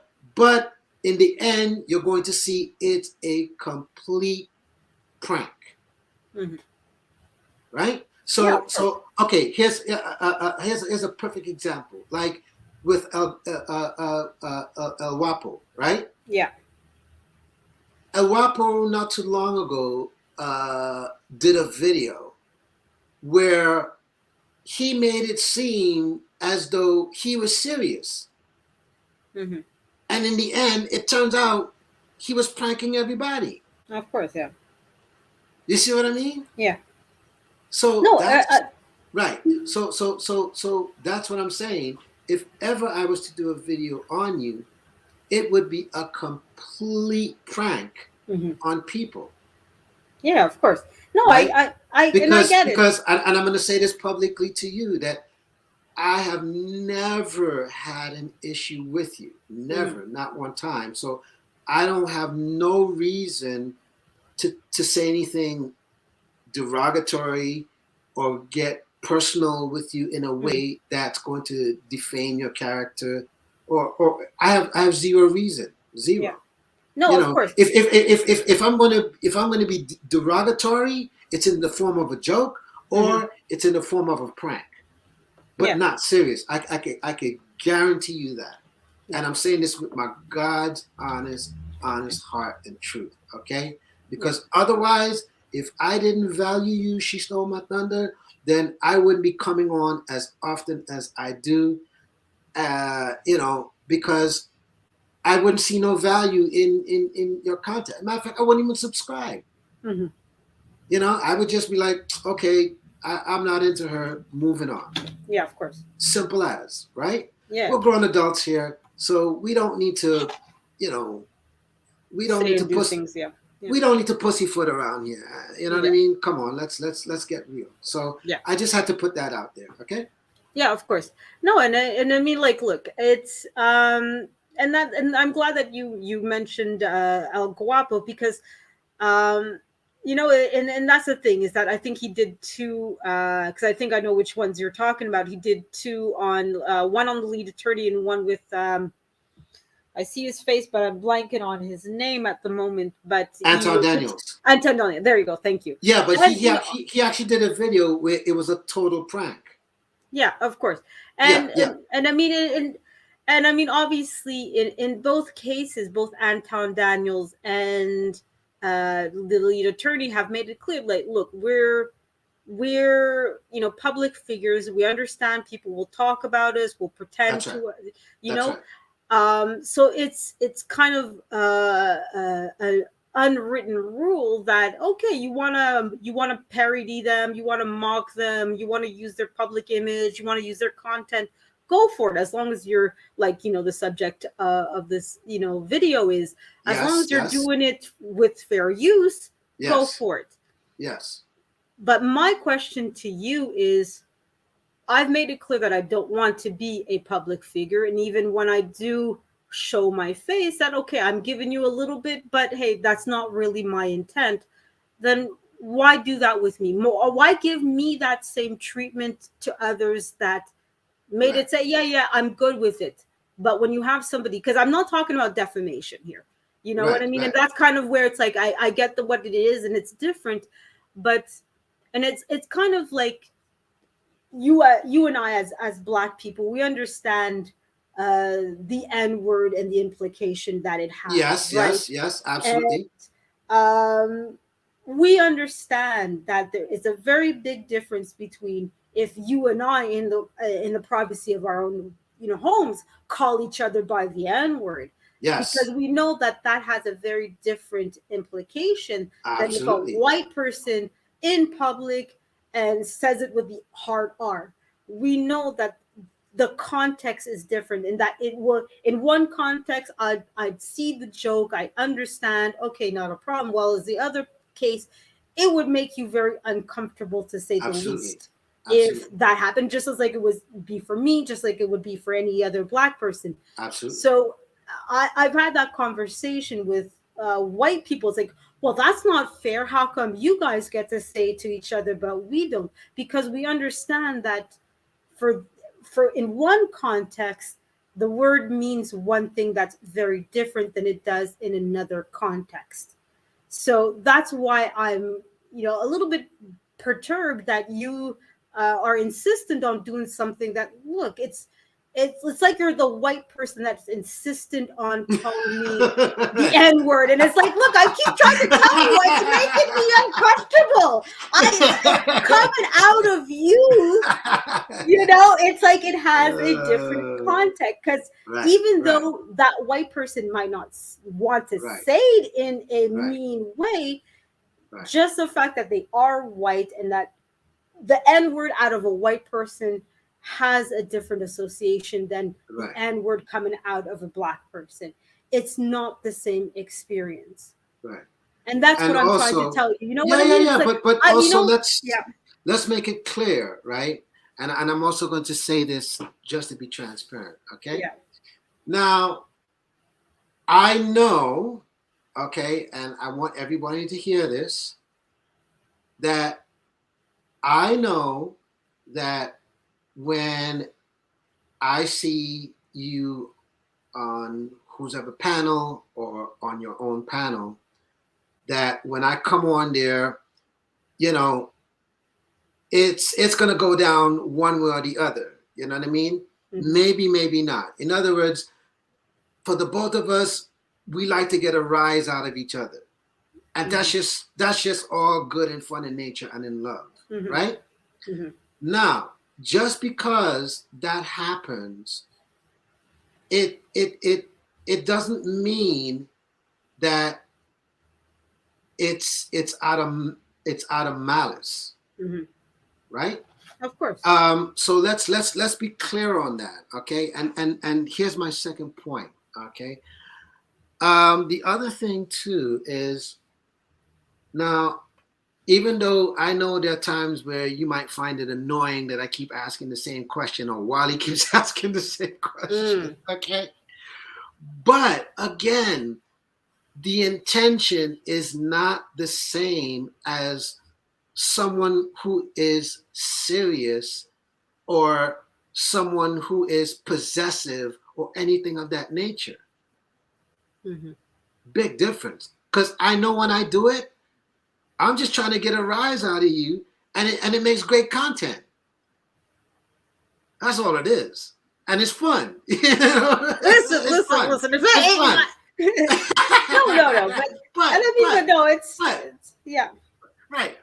And it's fun, right? Now, however, at the same token, I will say this: if ever at whatever point you feel that it's no longer fun, and you say to me, listen, all jokes aside, this is bugging me, can you please stop? Then it's done and over with. Okay, fair enough. So I have to make this distinction. So go ahead. So I'll take that opportunity. At this point, yes, please stop. It is genuinely bugging me. Okay. So that's kind of why I was like trying to get to that point, and I'm glad that you said it, because that's the point that I was trying to make ultimately, that at some point, like, I don't mind you joking around, and like you said, we pull this, shits and giggles out of each other, and okay, Right. no problem, kind of like brothers and sisters would normally do. But at some point, enough is enough. You know what I Right. mean? Well, And, I mean, for me, I'll just say this. yeah. I know that, you've carried on this whole Speedos and the Magic Mike, and a lot of people has caught on to it. And personally, I could care less, because I'll tell you why. I flip it this way. By you doing that, you're just bringing value to me and to my awareness and to my content.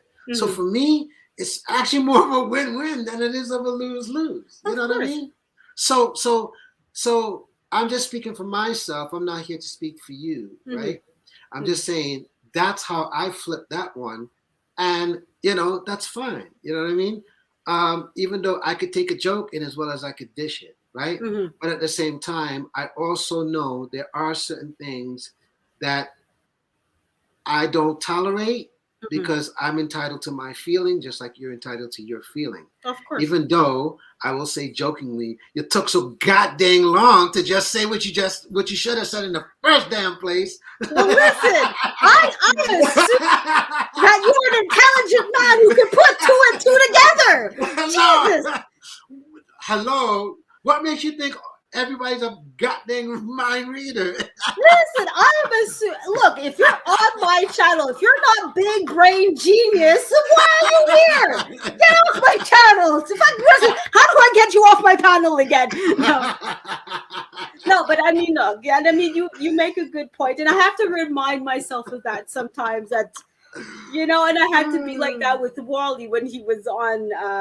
We were all helping Lash's Journey's daughter with her homework, and it's like at some point, yeah, you do have to sometimes get to the point and just say what you need to say because the person isn't getting the hint, isn't getting the clue, isn't getting the contextual clues that sometimes you can tell a person F you without saying F you, and they understand that you're giving them the middle finger. But sometimes you do need to show them the middle finger for them to understand that that's the point that you're trying to get at. But no, and I mean, look, for me, like you, I can take a joke, but like any time, and that's my bad habit too, is I'll repeat a joke over and over again, thinking it's still funny, when in reality, okay, it stopped being funny after the third time I said it, and that's a hard line to play with anybody, because we don't always know, especially when you are on YouTube, what those limits are. I'm not seeing I just see a speedo, you're just seeing a talking a statue. It's hard to sometimes judge on YouTube what those limits are for the other person, and to understand those kind of subtle clues that the person is trying to tell you, hey, please stop talking about this, I'd rather not. And on YouTube, those social cues sort of need to be retold, and sometimes you do need to be, like you said, very blunt and to the point, and just say, hey, can you stop? It's making me uncomfortable. I don't like it, or I don't agree, or whatever it is. Or for somebody like you saying, hey, look, you have to remember, I got to give you the pushback. You have to remember, nobody, and this applies to everybody that's listening, nobody can read your mind. I don't care how subtle of the hint that you think it is in your mind. The point is this: if you have something to, if you're feeling a certain way, then say that so that the person can know exactly what you're thinking. Right now, for example, if I'm poking your arm, right, and you say, please stop doing that, you have made it very direct and said, this is not working, stop doing it. You've made it, you've made it very clear to me, stop doing that. Right? And you said it firm, and you said it matter-of-factly. Right? Yeah. If I come back at you and I poke at you another time, you're going to say it again. Please stop doing that. Okay? And I come back at you at a third time. And because you're annoyed, you're going to have an attitude. Right? Yeah. And then I come back at you at a fourth time. And at the fourth time, now it has gone beyond you being irritated. You smacked the crap out of my hand. Right? Because I'm not listening. Okay? I'm for whatever the reason, I'm not respecting the fact that you've made it clear, please stop. Right? Yeah. Now, same scenario, if I'm poking your arm and you just kind of look at me and you go, oh, you're just like, oh, whatever, right? And I'm coming back at you again. And you're just looking at me, but you're not saying anything, right? Regardless of, even if the look might be nasty, the words that has not come out of your mouth hasn't translated into what's really going on. Because I cannot read your mind at that point, right? Regardless of the facial expression. I can only do what is called an assumable, but an assumable is not enough. So if I come back here at a third time, and you do nothing, I come back here at a fourth time and you go, freaking stop already. then I'm going to look at you like, well, why you didn't stop me from the first time? No, and I get what you're saying. And like Right? I get what you're saying, but the thing is I agree with you that a lot of the times, on the first time, if you didn't like it the first time, that's when you should verbally say, "Hey, look, can you stop?" But the truth of the matter is, most people, men and women, um, I'm going to use your term, with the assumable is enough to work. You know what I mean? I don't have to tell you I'm upset. If you see me crying, you know something's going on. It Yes. doesn't always have to be verbalized in order for you to pick up that, okay, there's something going on here that my behavior might need to change, or that might prompt you to ask the question, hey, are you good? Are you comfortable with this? You know what Right. I mean? So there's a certain amount of assumables that do happen that should prompt you already, as it is, for you to realize that, hey, maybe I should, maybe in the private chat, hey, I see you're reacting this way. I see that you, when it does that, should I take that to mean that you want me to stop? You know what I mean? Right. And on YouTube, that kind of socialization hasn't quite reached the fact that it's now natural that when you see somebody crying, when you see somebody going, oh, that okay, wait, there's something negative here, that even if you're not able to say what it is exactly, that Mm-hmm. this is not, it's not a good thing. I'm not happy. You know what I mean? It's not a good reaction. So most people, if we were having a face-to-face conversation, that alone would have prompted them enough to say, oh, wait a minute, there's something here that I need to change, there's something Mm-hmm. here I need to do different. While as in Mm-hmm. YouTube, because we're just two talking icons, you don't have my facial expressions to go by. Right. You don't have my gestures that showing that, hey, wait a minute, she's, she might have said, oh, but then try to swat my hand away as I was, poking her. You know what I Right. mean? So there's a Right. lot of little things, a lot of little Right. subtleties that go with those assumables Right. that under most circumstances you would have seen and picked up on, that read in my mind, quote unquote, would have happened, even though you're not a mind reader, just like I'm not a mind reader, because there is Right. a certain amount of body language that expresses what I'm going through without me needing to verbalize. It's sort of Mm-hmm. like with the dogs, right? When they're unhappy, there's a lot of things that they tell you without, they don't say a word to you. It's not like you can go to your dog and say, hey, how's it going, and he'll respond to you, right? Right. But when your dog is uncomfortable, and dog trainers will often tell you, if they get to the point that they're barking at you and growling and potentially biting you, that's the last thing. They've already given you X amount of clues beforehand to tell you that they were uncomfortable, to tell Mm-hmm. you that, hey, you're not going in the right direction. If you continue, things are only going to get worse for you. And that's kind of my point, is I've given you enough of those, um, you know, quote unquote telepathic hints to say, hey, listen, but hey, at some point you do need to quote unquote bark, i.e., verbalize and say, hey, look, can you stop?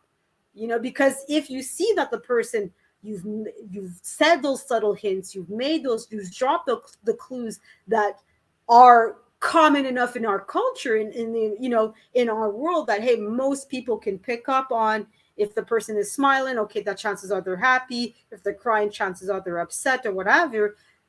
Okay, that none of that worked. Okay, now I have to change my behavior differently. It doesn't always have to start off with, hey, can you not do that? Especially if you see, okay, it's the Mike said one time, this one live stream 2 weeks ago, that hey, we'd like to see you cam up, and didn't bring it up again. Okay, you know what, do I really need to tell you every single time? You know what I mean? It's sometimes you have to see that, okay, in the context as well. You don't have to tell the person all the time right away, that sometimes those quote unquote subtle hints under a lot of circumstances should be enough. Right. And that if the person has to verbalize it or potentially hit you in order for them to make their point across, my instinctful, and this is my personal interpretation, I have to ask myself, what did I miss from what that person has done beforehand that they felt it necessary to tell me in a more authoritative voice, hey, she stole my thunder, can you stop, or yell at me or hit me? Because they probably gave me those red flags beforehand to say, hey, what you're saying, what you're doing is not appropriate, and you're making me uncomfortable, can you please stop? You know Okay. what I mean? So okay, I'm gonna give you an interesting talking point. Okay, like Okay. with Jessica X, this YouTuber. Okay, Jessica X is extremely popular, right? She's right here in London, but she's endorsed from Kevin Samuels, lead attorney, and many, many, many people, right? Jessica X does not show her actual in-person image. She shows a picture of her, but that's as far as you get, right? When put it so I'm just trying to make a talking point. Don't you think with Jessica that the amount of requests, emails, whatever that she's gotten where people are like, oh, she needs to cam up, she needs to cam up. Trust me, it is probably more endless than she even can begin to give a number. But her approach at this point is she doesn't entertain it because why? She stands by, this is my brand. My brand is, you already see my picture. You don't need to see me cam up.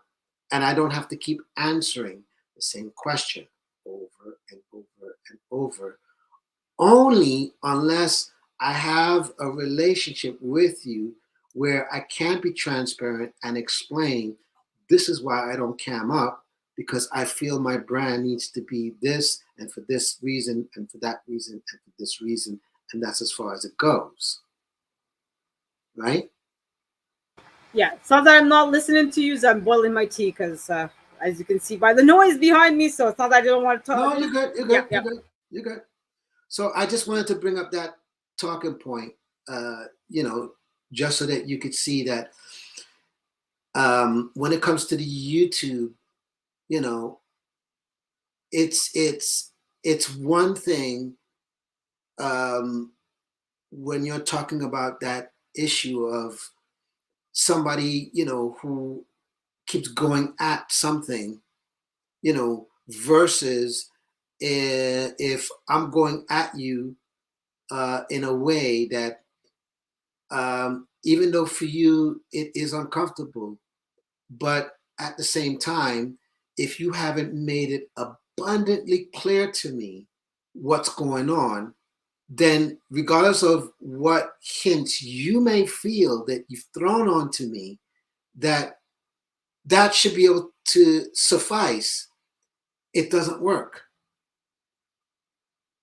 Yeah, no, but Because the problem is you're taking a chance that I might read your mind, I might not read your mind. And the likelihood of me reading your mind is always going to be the not than the likelihood of me actually reading your mind. yeah, no, and I do want to acknowledge I added Lash's journey to the panel. Thank you, Lashes, for being here. Hey, And Lashes. Good morning. Hey, guys. good morning, good morning. And before I let Lashes speak, I will respond to what you're saying here. And that's the thing is that I've said on numerous occasions, I don't want to cam up. You know what I mean? So it's like the fact that you continue, to me, it's like, what else do I have to say or do? Do I have to start barking? Do I have to start biting? You know what I mean? That kind of goes but what I'm down saying to my is, point, you know? right, Anyways. but that's why I said until today that you've actually made a distinction between, because to be perfectly honest with you, all the times that you've said, you didn't want to cam up, it has been all in jokes and in nonsense. Let's be honest. It's never been serious. Um, I'll disagree with you, but no, on many times I very seriously said that I would not. And and maybe that's something I need to work on, is making that distinction of when I Yep. am joking and when I'm being serious. But on many occasions I've made it clear very seriously, I'm not coming up. Well, That's that's just the my, impression that you've given me so far up Okay, until so this yeah, point. I apologize for that, and that is That's something okay. that That's okay. I will look into to make sure that I don't make that mistake a second time, because obviously I don't want to have this conversation over and over again, whether it's about this or about something else.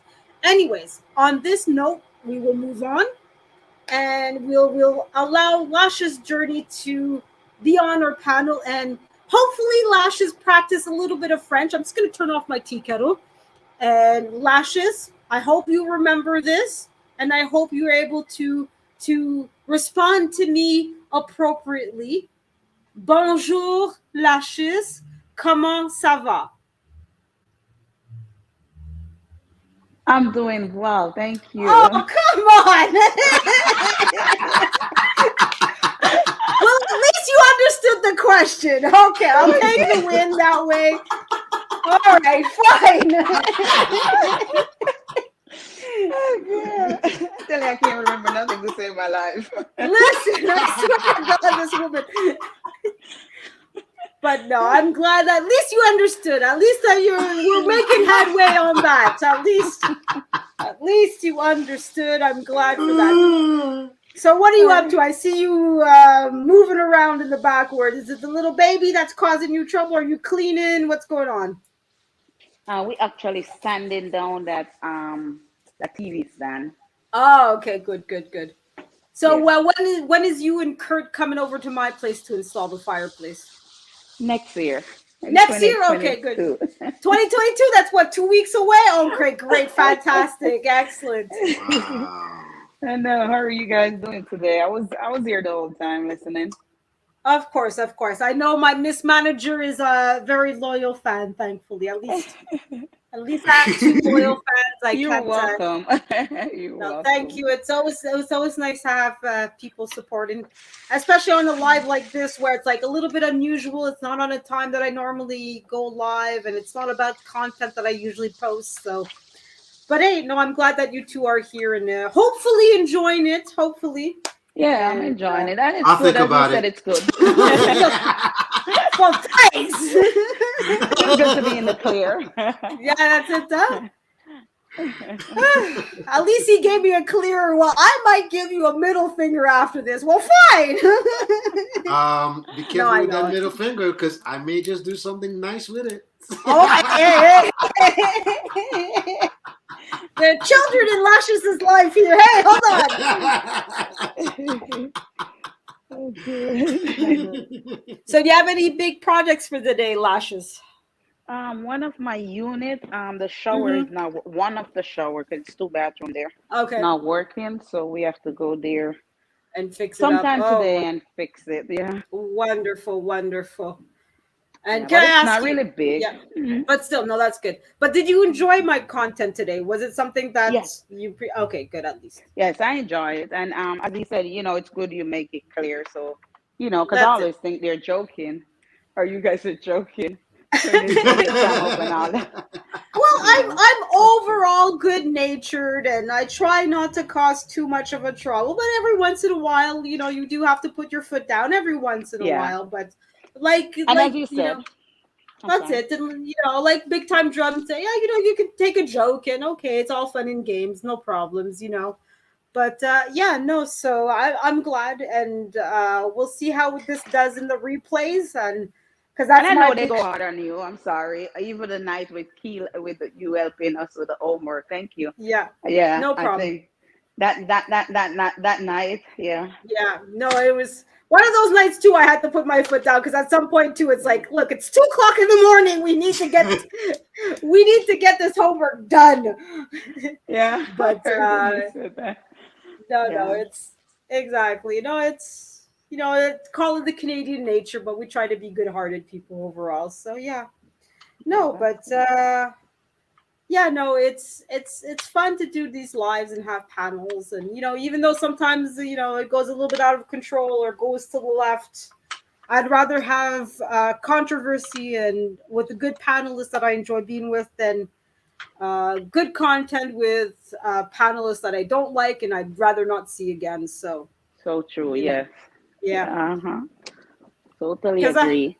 yeah, no, because that's the hard thing, and that's what I do like about the community that we're building is that for the most part, most of us get along most of the time, and that we can have a talk, we can be joking, we can be serious, we can be all of it, and it's all good. And I still would happily have Mike or you or anybody else on the panel. So Thank yeah, you so much. Oh Thank I you. know. Here's a my virtual hug for you. Mwah, there you go. Get off, Totally. get off. Stop with your alligator. Where's that? How do I kick him off again? No, I wouldn't do that. But yeah, Lashes, do you plan on going live at any point today or not at all?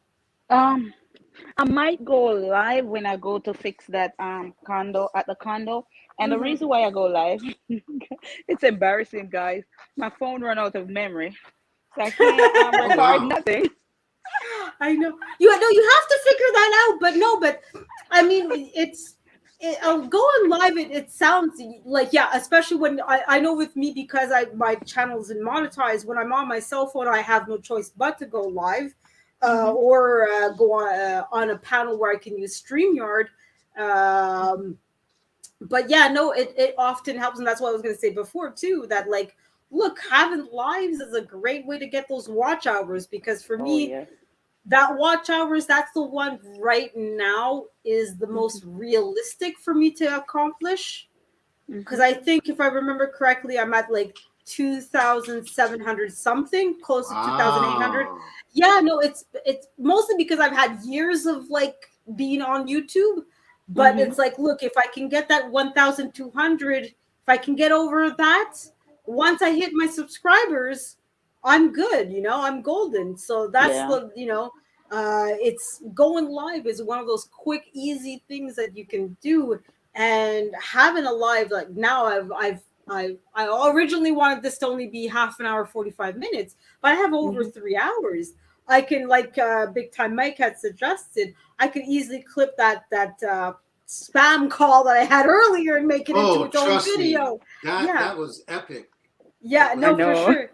Exactly. I It's was like funny. perfect timing because I thought it was like because I saw it. I don't know if I don't think I'm going to show it, but it was a local telephone number. I'm like, okay, Hmm. and I will announce it because I have said about it before where I got a second part time job, and I'm thinking, okay, maybe it's them that's calling me. That's why it's okay. Stop, guy. I have to take this call because I was thought maybe it was them calling me, and then okay, well, it turns out it's a spam call. Okay, let me integrate it into my life, and get some views through that as well. So I I mean, it's know. Mhm. that That was sometimes smart. that's yeah, no, it's you have to think quickly because that's kind of why I've gotten enough of those spam calls, like I was saying to Big Time Mike before, where it's like you don't really need to act too much if you know the script by heart Yeah. almost. You know what I mean? Like I knew what to expect. I knew that they were going to ask what my postal code is. I knew what they were going to ask my name is. I knew they were going to ask, oh, do you know this? You know that? Blah blah blah. And I was hoping it would go longer. And I mean, I know a lot of times you have to kind of play along with them and not call them out on their BS. So I could have very easily still have been talking to them now if I really played along with what they were saying. And I know there's a few channels where they get those calls or they intentionally call them and say, hey, you know, I've seen those. yeah, and it's absolutely hilarious to see them, and that's Hmm. why It is. I can't promote this channel enough. It's Scam Bait Central where he does the Nigerian scammers, which is more the ones where they say, it started off with the Nigerian prince that like, hey, I have $30 million to give you if you help me out, and it's like, really? Why would you give me? Like, anyways. But now it's more turned into the whole. Hey, we're stuck in Afghanistan, and I'm an American soldier, and I need this help. We found this money, and we need to get out of the country, and blah blah blah blah. And he has a whole. He has. It's absolutely hilarious to watch him. He doesn't have a lot of videos that are up, but he goes live quite often. So if ever you guys do have especially on Saturdays, so if you guys have like literally a Saturday day to sit and listen to him, I definitely recommend checking out that channel. It's absolutely hilarious to watch it, and he'll have other panelists come up and do voices, and they have a couple of them that are like Nigerians themselves, where they'll go into the language and they'll speak with a genuine like Nigerian accent, and really get into the caller and make them believe that yeah, we're gonna send you your money, yeah, no problems, we're just going through this issue. And then he'll have a whole routine where he'll pretend that he's coughing because he had a what I call the herbal medication, right? um so he'll have a whole special effects and scenes about that, and it's absolutely hilarious to see. And that's kind of why I'm like, okay, let me end this call now, because it's like I don't have the whole skit pat down, and but I know theoretically I could have gone a You lot should longer. have. Yeah, no, but that's the thing, is that a lot of it too, like I would have had to have the special sound effects too as well, because I think at one point too, some of them, when it's these kinds of calls, what they typically do is they ask you, oh, can you go to your local pharmacy or whatever to pick up gift cards, right? Because that's how they want you to clear your name, is that you have to pay $5,000 to, as you heard, it was like Canada Borderland or whatever government agency that they were trying to pretend. What the scam callers would do is that they would have a special sound effect that made it sound like I'm actually in my car driving to the pharmacy, right? So it's like that's where I feel like I don't know if I could really get away with it over the phone like this, being unprepared, right?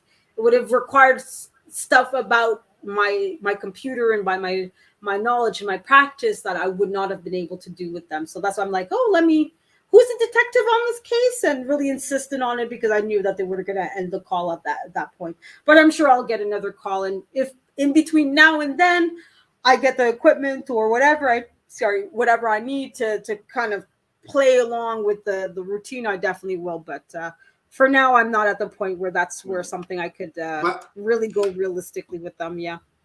by the way, Yep. I just wanna mention something because of what you just said, right? Yeah. I don't know if you do this, but I just feel like I just need to mention it. Try your best not to answer those type of calls too often, and I'll tell you why. Because the moment you pick up the phone and they get to talk to you, right? Even if it fails, but the point is that it's deemed as a working number. Yeah, of course. Right? Yeah. So once it's deemed as a working number, all of them, they work under a network where, if you call this working number, let's see if we can get it. Yeah. So, all right, let's call under this number because that's a working number because this person picked up. Right? Let's call under this number because, that person picked up. So the less that you pick up, right? The better then the better it is, because it will be deemed for them as that number doesn't really work per se. Yeah.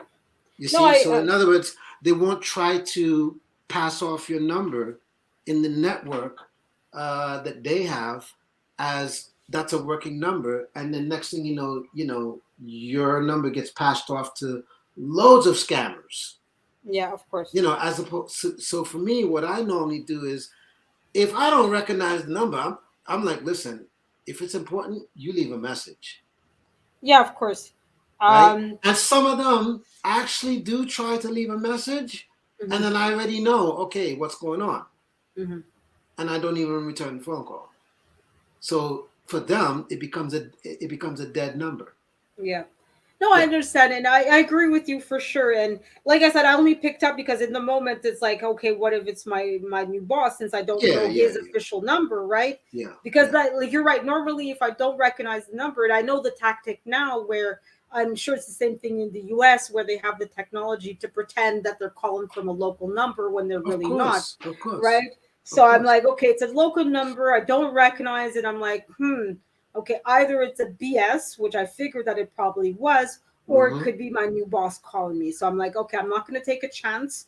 I'm going to pick up, and it's going to be what it's going to be, you know. But yeah, no, you're Mm-hmm. absolutely right. Mm-hmm. You do definitely have to be careful, and like you said, if it's really somebody that has something truly important that they felt that they needed to tell you, they can leave a message. If it's a genuine person, they know what to do, you know. So, Mm-hmm. anyways, so Luscious, how's the baby going? Baby crying or not at all? The baby doing good. He's sleeping. He's been sleeping for like the past 2 hours or maybe an hour and a half. So I'm just Yeah, here, yeah. just trying to get You stuff done. You kept him up all night. That's why. I'm sure the fireplace and everything. You know, can you believe this big time out? She went to bed at like midnight and stuff. And, you know, she would have kept the baby up until 2 o'clock in the morning if she could, you know? Oh boy. You know, lashes, lashes. What are we going to do with you? No, no. We know that it's babies sleep when they sleep and they'll wake up when they wake up. And that's pretty much it. There's not a whole much you can do about that. I know, right? Yeah, no, it's tough. I don't know how you do it to be a mother of four and try to be a YouTuber and a wife and a realtor and this and that. I'm exhausted just listening to you. My goodness. No, it's not that hard. But Yes, it So it's used to be very hard. hard. I need to No, ask the both of you a question, okay? yeah. Hmm. Sure. And I want Luscious to answer first, and then you. She stole my thunder. Okay. Sure. So, since you two Hmm. generally, for the most part, with your videos, Hmm. have have been going live more so than actually creating a piece of content. Okay, Hmm. have you noticed a huge difference aside from the views? Hmm. Have you noticed a huge difference in your growth or in terms of getting more subscribers by doing it that way? Or do you feel that it hasn't made a difference per se, but Hmm. what has made a difference more or less is that you're uploading a little bit Hmm. more often, whether it's live or it's Hmm. pre-content? Yes, I think it makes a difference, especially with my shorts these days. Because I don't know if you see that I'm doing a lot of short video Yes, yes. DIY, and I post one and it get almost 9,000 views in 3 days. Then I post Right. another one yesterday, I have over 1,000. Another one yesterday again, the day before. And I noticed, the analytics when I go there, it said again like almost 20 subscriber from shorts, and I noticed my Nice, nice, subscription went up. So I was like, nice. cool. But they're But DIY can I, videos. right, but can I say this to you, right? Hmm. I don't know if you know this, Hmm. that the views that you get from the shorts, Hmm. it doesn't count into the monetization or Yes. monetization numbers. Yes, I see that. Okay, Yeah. okay, Uh-huh. okay. Even So, though mhm, if you getting the subscribers mhm. is the payback, then yeah, even better. Yeah, that's what I'm Yeah, saying. So it at yeah, least yeah. sending traffic over there. So at least when they see the shorts, they come over there and check it out. I think that's what I'm saying. So that seemed like it helping, and with the live, I think I just go live just to go live. Right. It's like But okay. even when you go live, like, do Mhm, you find that when you do it often, mhm. it's creating a good amount of traction, between the views and subscribers, or Yeah, what's I your think take? so. I think it's creating traction, and then because you can always upload that video. My video usually go private after I go live. So I I think see. I said it that way. Okay. But and then Okay. I think it get people to know me better, Yes. you know, and Okay. see what what I'm working on. So I'm like, okay, I'm working on this fireplace. I'm working there, or just Mm-hmm. Mm-hmm. stuff like that. But when I first come on here, I was like, okay, I'm not working, so let me find something to do and let me try YouTube, and then I was on TLA Yes. and he Yes. was saying, if you're over a certain age, you should have a YouTube channel because you have some knowledge, or whatever. Right. Right. So I'm like, okay. So then I, start sharing my story and putting up, I don't know nothing about the techie stuff because she Right. stole my thunder. She's my teacher. Yeah. We Yeah. do private Eventually you'll Zoom get it. call and all that. Yep. Yep. Yep. Yep. Thank you. Everybody She stole started my somewhere. thunder. Yeah. So she Thank stole my you. thunder. Same question. Good God, why couldn't you guys talk more? I need to boil my water for my tea. No, no. Sorry for the background noise. I'm too Canadian. I need tea. Come on, what are you guys doing? Oh No, Lord. I will make some tea too. yeah, no, it's good for your health, Some coffee. There you go. But no, and I mean, I've noticed that it helped me, especially since most of my content until about 2 months ago was like recorded material that I would upload. And sort of like at that same point where TLA is like, look, if you have something to say, whether it's because of your age or whatever, don't be afraid to go onto YouTube and say it, right? So I'm like, you know what? Um, I like I said before, I don't really want to show my face. So I'm like, okay, what can I do? How can I produce content? And I was, even though you're welcome, Lashes, I'm more than happy to help. Until fairly recently, a lot of this stuff on how to get live, on how to create content and videos is still fairly new to me. So even though I've become fairly comfortable, there's still a lot of things that I need to learn. And I feel that, okay, I need to get to a certain level where I feel like, okay, I'm comfortable. But I've noticed that going on StreamYard, going on live is sort of that quick and easy way to create content that will drum up the views, that will drum up the subscribers. So in my case, yes, it has actually helped me. It's not Okay. like it's not like, okay, I went from 100 to 5 million overnight. But I mean, I've gained maybe good, I think they said in the past 28 days, I've gone 300 hours more, and I've gained about 70, almost 80 subscribers, in part also because of Lashes. So thank you, Lashes, for being my favorite manager of all time. And thank you, Gail, for being the best moderator of all time.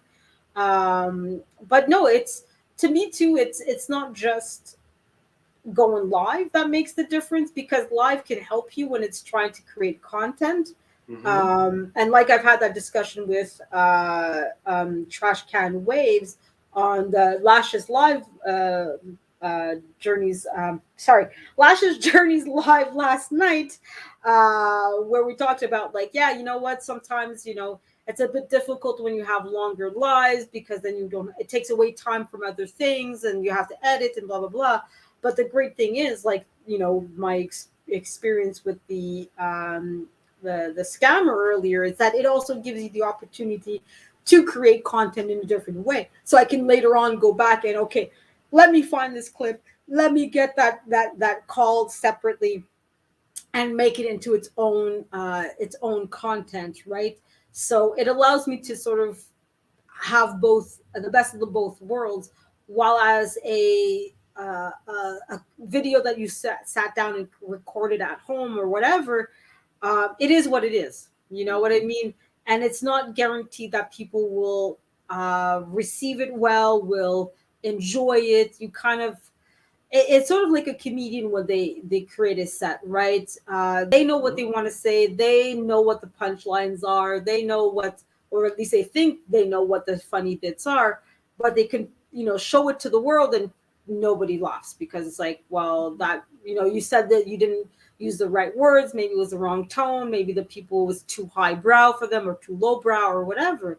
you know. So while as a live, especially with, you know, when you have panelists on, the interaction will tell you, yeah, you know what, we need to continue, or no, we need to stop, or no, we're going to go elsewhere, or, you know, whatever the case might be. So you have a lot more to go work with to see, okay, this is working or this is not working. Plus you see the chat, okay, you know what, I need to end this now because, okay, nobody's here, and you know, you guys buggered off, and okay, well, you know, I'm literally sitting here in front of a wall talking, okay, time to end this, you know. So it's like you have a lot more to work with than if you simply created a video.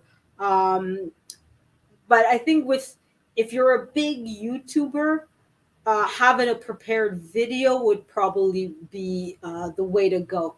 I think for smaller YouTubers, generally the lives work a lot better for us because we're building that audience, we're building our brand, we're building those relationship with people that hopefully do want to come back over and over again to see our content, right? You know, so it's like it's two different strategies depending on where you are, and Right. you know, like what kind of personality you have as well too, you know.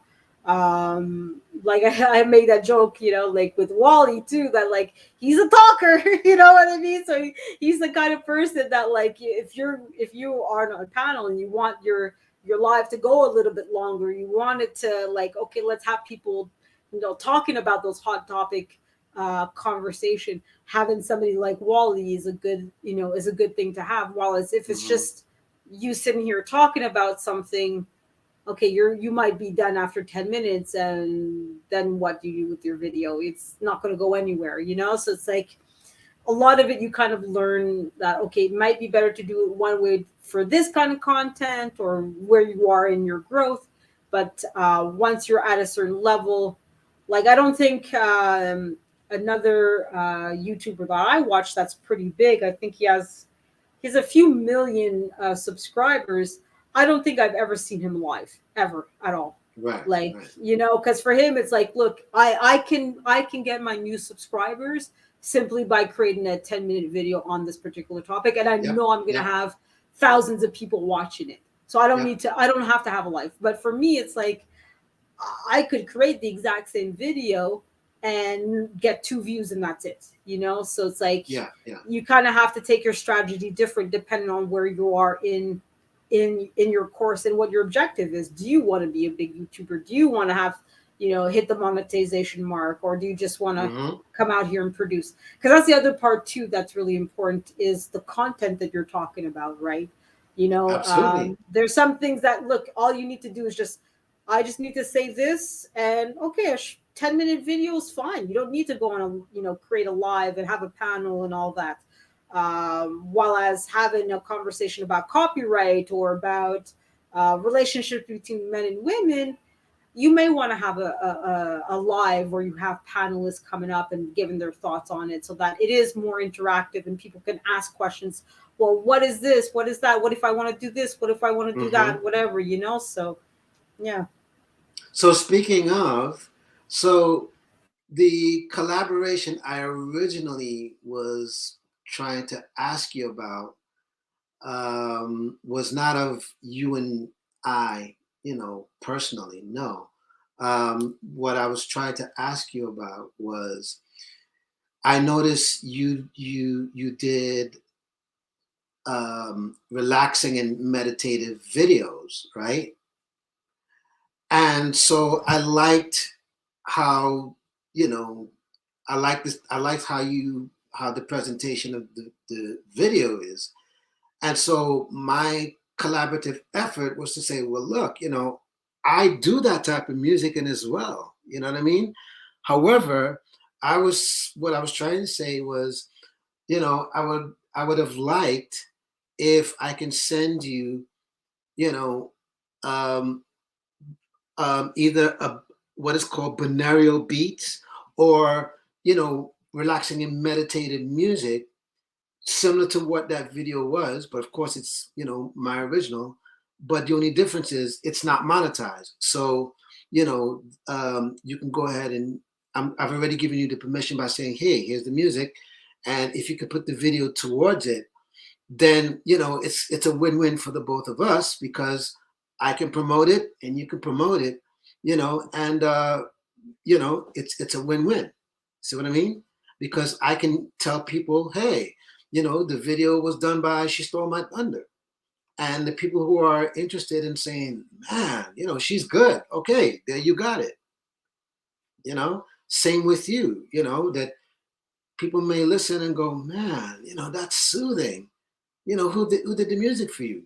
And you can put in your description, hey, Big Time Drum did the music for me. Go check him out. No, So and that's another thing that um,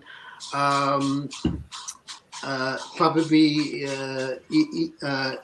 in about a week or so, I'm gonna put together something where I'm gonna call it YouTube music, so that mhm. if people want original music to go along with their videos without having to try to find music that's not monetized. So I'm giving you royalty-free music that you can play. And the only thing I ask is you just put the credit in the description, So that's it. No, of So what do course, you think? Yeah, no, I and don't mind it doing that. yeah, Yeah, me that's neither. good. And I mean, for me, the only issue was like that's why I was a bit, not that I was against the idea, but for me, and of course, Lashes, you can always say what you need to say as well. So please interrupt me or say, hey, in case you need to add to it or whatever. Um, but that for me, it's was how was I going to integrate your music to my videos? Because for me, it's other than when I'm reading, do my reading the book series, Mm-hmm. most of my other lives that I do, I'm just here talking. You know what I mean?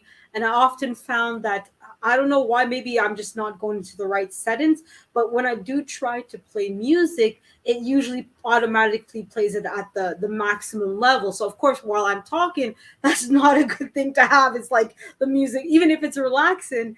And since I already created music, especially one of the videos is specifically for Game of Thrones that I'm reading right now, Right. I don't see how I could integrate your music, especially since I'm not the one creating the background. You know what I mean? I don't know how I would integrate your music with my videos. You know what I The mean? So, best the best yeah, answer I can give you for that, yeah. if you're doing it live on StreamYard, the best person, I'm telling you, the best person, Hmm. go talk to Melissa. Melissa knows exactly how to set it up, what's the Hmm. ins and the outs. Matter of fact, I believe she has a video showing you exactly how to What? do it. Yeah, I'll definitely look Yeah, at that because yeah. I mean that's But the she's thing the is best person to talk about it if you're doing it as a live thing. Now, yeah. if you're doing it, as its own standalone video, what you do is, like, for example, if you're using iMovie or a simple version, what Hmm. you do is you put the video, right, and Hmm. then you put the music underneath, Hmm. and then when you click onto the music, look for the volume settings, Hmm. and then you turn it down to the Okay, point where you feel it's got that's comfortable, where what you're saying, can still be is heard. at the Yeah. top and the music is just underneath, but Hmm. it's not low enough where I can't make out that there But is music. yeah, yeah, no, no, for sure. And I mean, in a prepared video, I know how to handle that. Right. But no, even for that, like like I get my ultimate point is that with I'll go back to that example with the video I have of my meditative music with the dragon.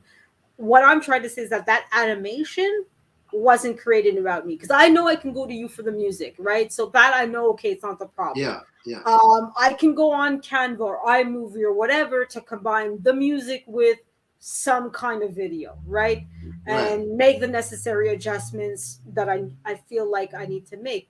Right. My issue is why would I go through all of that to create this video? Because for me, the meditation music is really solely so that I can have background music I and see. not empty air for while I'm doing my reading the book series, right? Because I'm sitting Right. down reading a book for 30 minutes. So I just don't want dead air to be there, right? So I Yeah. needed Yeah. some kind of music, something that would keep people interested, keep it going without them waiting or depending on me to be talking, right? So and that's kind of where I was like kind of stuck, where it's not that I don't want to integrate your content or use it, but it's for me it's like, what's the point of going through all of that if I just don't use the video or your content, or it's just there sitting on.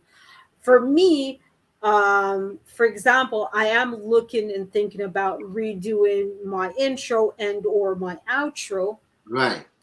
That's where, okay, yeah, I would need some music, or maybe, you know what I mean? That's where, okay, that's where I might want to integrate your skills, Not a and problem. Not a you know problem. exactly, so for me it's like, if there's a objective behind it where I know, okay, I can use your skills, fine, no Right. problem, I have no problem collaborating with you, you know what I mean? It's Okay. just right now, having meditation music, I feel like, okay, I have what I need already, I have the basic Okay. few videos that I need for what I'm doing, which is, like I said, the reading the book and having music behind.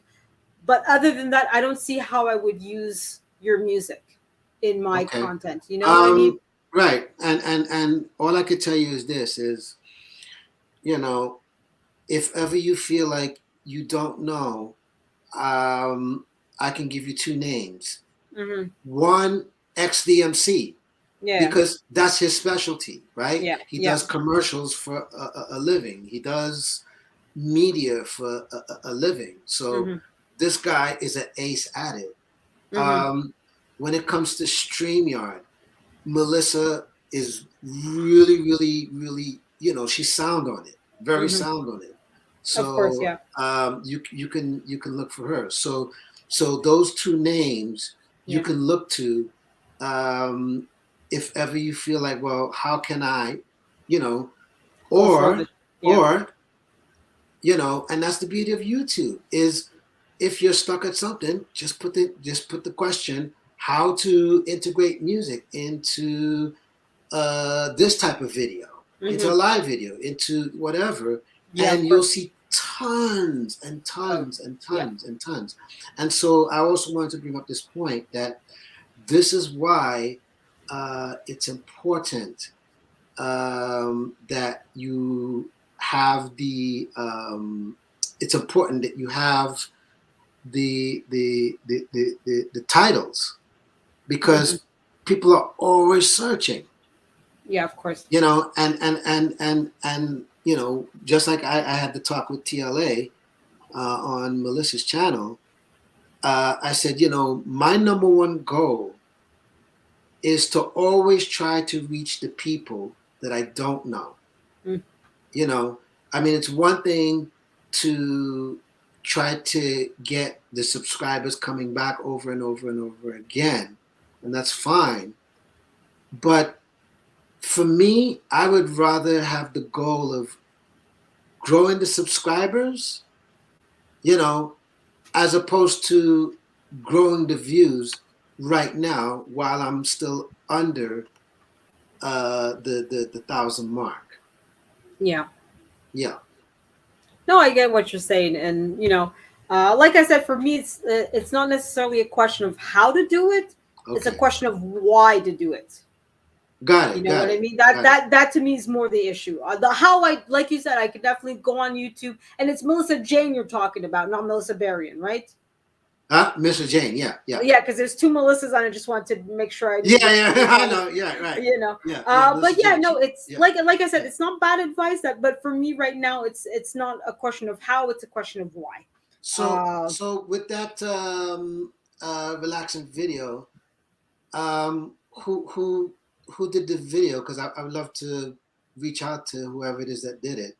I did it through Fiverr, believe it or not. I actually paid for that, so that's why I was like, how do I go about it? But like, because for me, the music itself, I could easily find 20 different places to go or people, Right.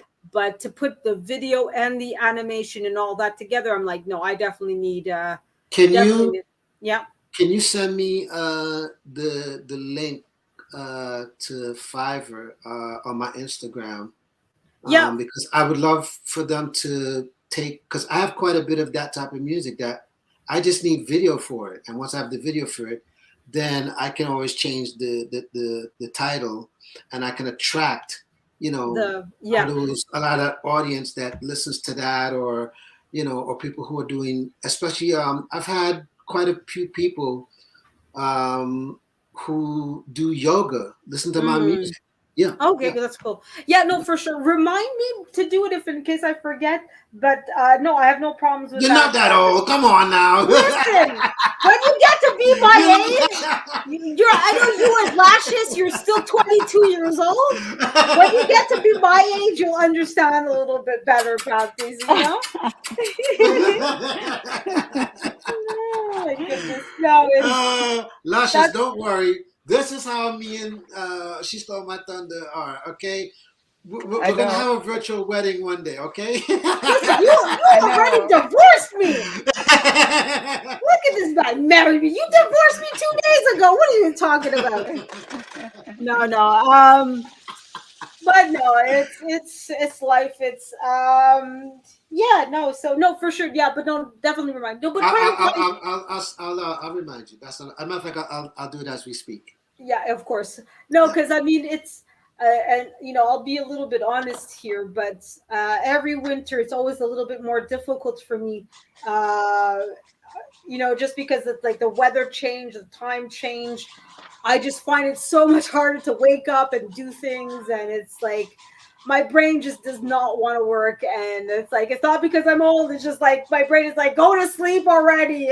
Go hibernate, you know, like my brain just does not want to like be dealing with anything, and I kind of have to like force myself to do things sometimes. So but yeah, no, it's I don't know, maybe this is because of part of the pandemic or something, but this year especially I found it seems like extra hard for me to be like really my normal upbeat motivated self and really get on it kind of person. So like I said, it's not because I'm old, it's just because like yeah, winter does not want to be my friend this year. So darn winter, darn snowman, bah humbug. But yeah, no, anyways. So I hear you, Lashes, still working away on the background. What are you working on now? Are you still cleaning, sanding down the fireplace? My husband is sanding. I am cutting up fish and keeping the I'm head so on the jealous. fish. You know? I'm about to fry I'm some so fish. jealous. Her and Laquita love making me hungry. I swear they do it intentionally. It's like, here's so all jealous. this food. Here's all this food you can't have. Na boo boo. Stick your head in boo boo. Look, what are you Jesus. You know? I love food. I swear, Mike, they do it intentionally. They know my stomach is still growing and they don't want to feed me. They're mean. Hey, but guess what? Would you be surprised if while we're talking to her, she's probably doing a video as we speak how to make the dang thing? I'm sure. Well, I don't know if you saw that a couple days ago. Melissa Jane, I think. Oh yeah, you were part of it, Big Time Job. But I think Lashes, maybe you didn't see where I think Melissa Jane went on to before the Billions lives. He realized, so he put a live on her live, and I joined in on the fun. I think that's what should happen now. Lashes, go live so we can watch you doing your live. Okay. You know, we'll have a live section, you know, and just have a live within a live within a live. And oh, they do that? That's cool. Yeah. And make sure you put the title Cooking with Lashes. Oh, know, right? Or you could put Cooking Fish with Lashes. Yeah, exactly. I know, and nobody likes fish. I'm the only one that eats You'll be surprised. Oh my God. You'll be surprised. Yeah. No, I think she's talking more about within her own family, Mike. But no, I'm not a big I'm not a big fish eater myself. It's me for more. I love it. Oh, yeah, you're definitely Trinidad Jamaican for sure, because other than the pure, like we are Caribbean down to the bones. I don't think I've met a lot of other like second generation like Canadians or like with parents from the Caribbeans. It's like most of the time it's like, no, kids, stay away from keep me away from the fish. I don't eat. Yeah, a lot of people don't. Yeah, no, I'm not a big. Oh, you almost slept? Oh, I'm sorry. Well, ladies, Yeah. I'm going to take off, and I'm going to prepare a couple of videos to try to put out, and hopefully, she stole my thunder because she's already given me the most gracious permission. I swear to God, boy, if I will not hesitate to hit that copyright strike. Where's that function again? No, I know, I tease you, but I know. Don't worry. All right. I'm really thinking about doing it tonight. I know, and you're about evil enough to do it. I know. It's okay. Wow. Hey, listen, you know it's true. You know it's true. Wow. Listen. Such extreme. Listen, you love it. Who are you kidding? Oh my God. Wow. Look at you begging for more. Like you said, you keep coming back, so I know you enjoy it. Stop lying. Stop lying. You're the guy that's into BDSM and then pretends like he's not. Oh. Come on. I know that. I saw the videos. Are you hearing this, Lashes? Are you hearing this? No, Oh, she didn't. She heard nothing. No, she heard nothing. You heard nothing, Lashes. Say no. Just say no. Oh God. You see? Had it on mute. There you go. So she didn't hear. You see? All right, Mike. We'll let you I go. can hear you guys. Anyways. Yeah. Thank you, Lashes. Okay, Mike. Have a Nice good night, talking Mike. to you. All right. See y'all, ladies. Bye. All right, bye-bye. Oh, Bye. tonight where Mike at? Yeah.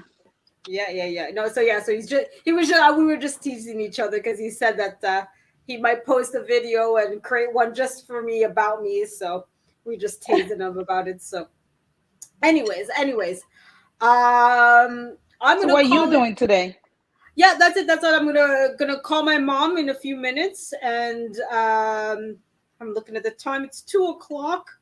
I'm sort of debating whether it's too late to go see her or not. It probably is, just because I do want to spend a few hours with her, and I'm like, oh, by the time I get home, it'll be like 7 or 8 o'clock at night. And, yeah, and so I'll probably go visit her tomorrow morning, but we'll see. But yeah, that'll probably, exactly. That'll probably be my day. I did technically change that because I was supposed to have another live tonight. And I did change it for tomorrow, but I might put it back, but change the topic because, like I said, I was hoping that this live would only go for 30-40 minutes, and then that way I could have the time to prepare for my second live tonight. But I'll probably just change the topic and do it anyways tonight. So that's pretty much if you're doing it, just let us know. Of course. All right, my dears. All right, so I'll let you go because I know you're trying to prepare your lunch, and maybe, like Mike said, maybe go live and show us what you do, and I'll definitely give you my support there. But yeah, I definitely need to end this live and move on to other things as well. Okay, sweetie, you have a wonderful day. You as well, my dear. Thank you for coming up and spending some time with me and being the world's most fantastic manager in the whole wide world. It's my pleasure. All right, have a good day with Lashes. You too, my friend. Thank you, my friend. Bye-bye. Bye.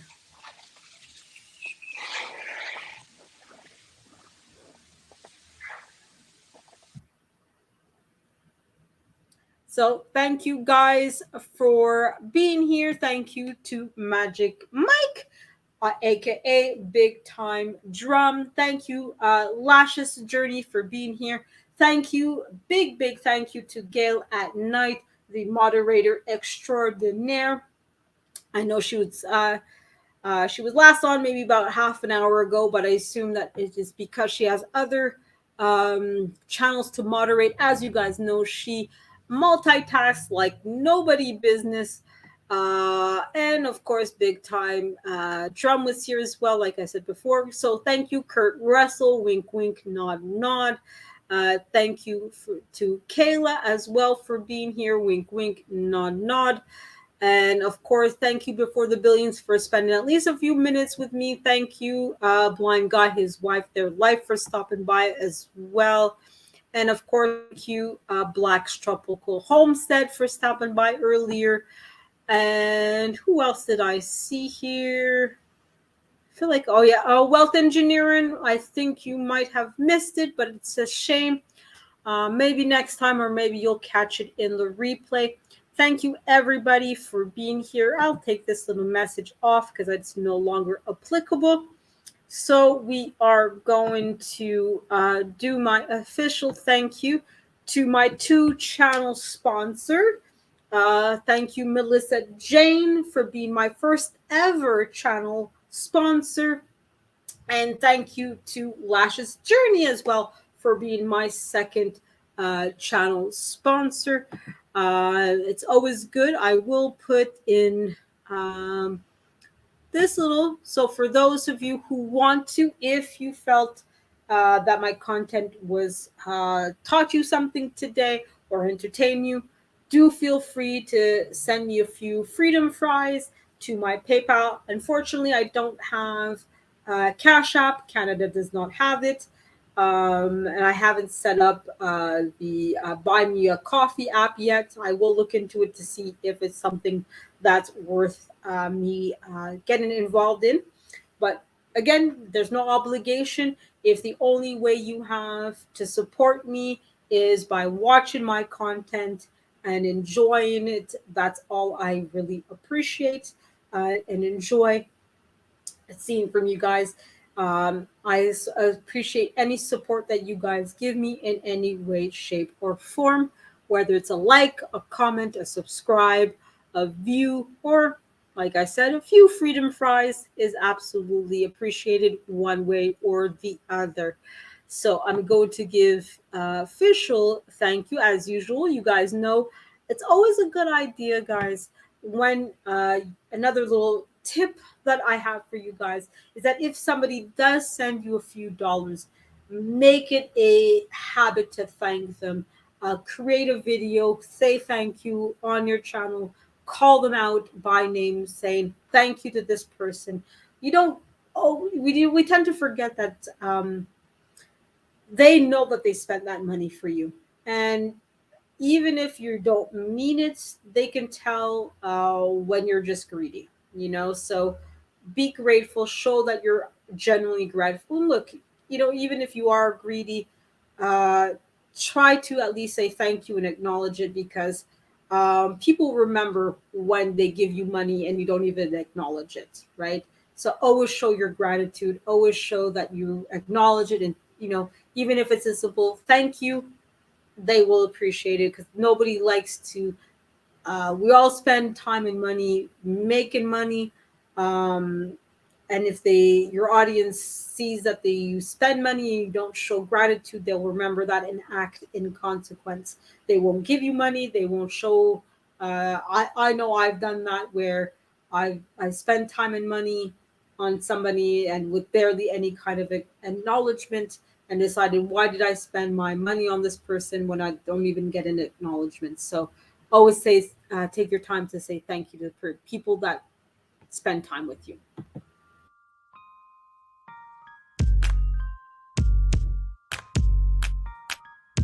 Good evening, everyone, and welcome to MJ Live. We are back again.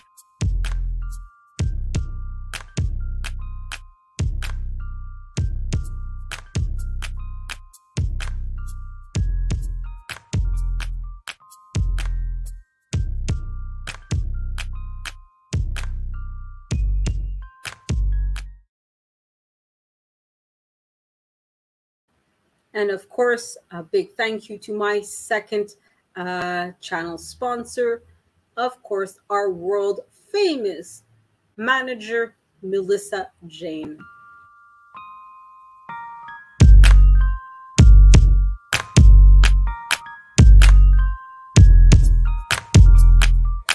Hey, so that was my Coming to America story, guys. I hope you like it, and that's it. It's a blessing to be here in America.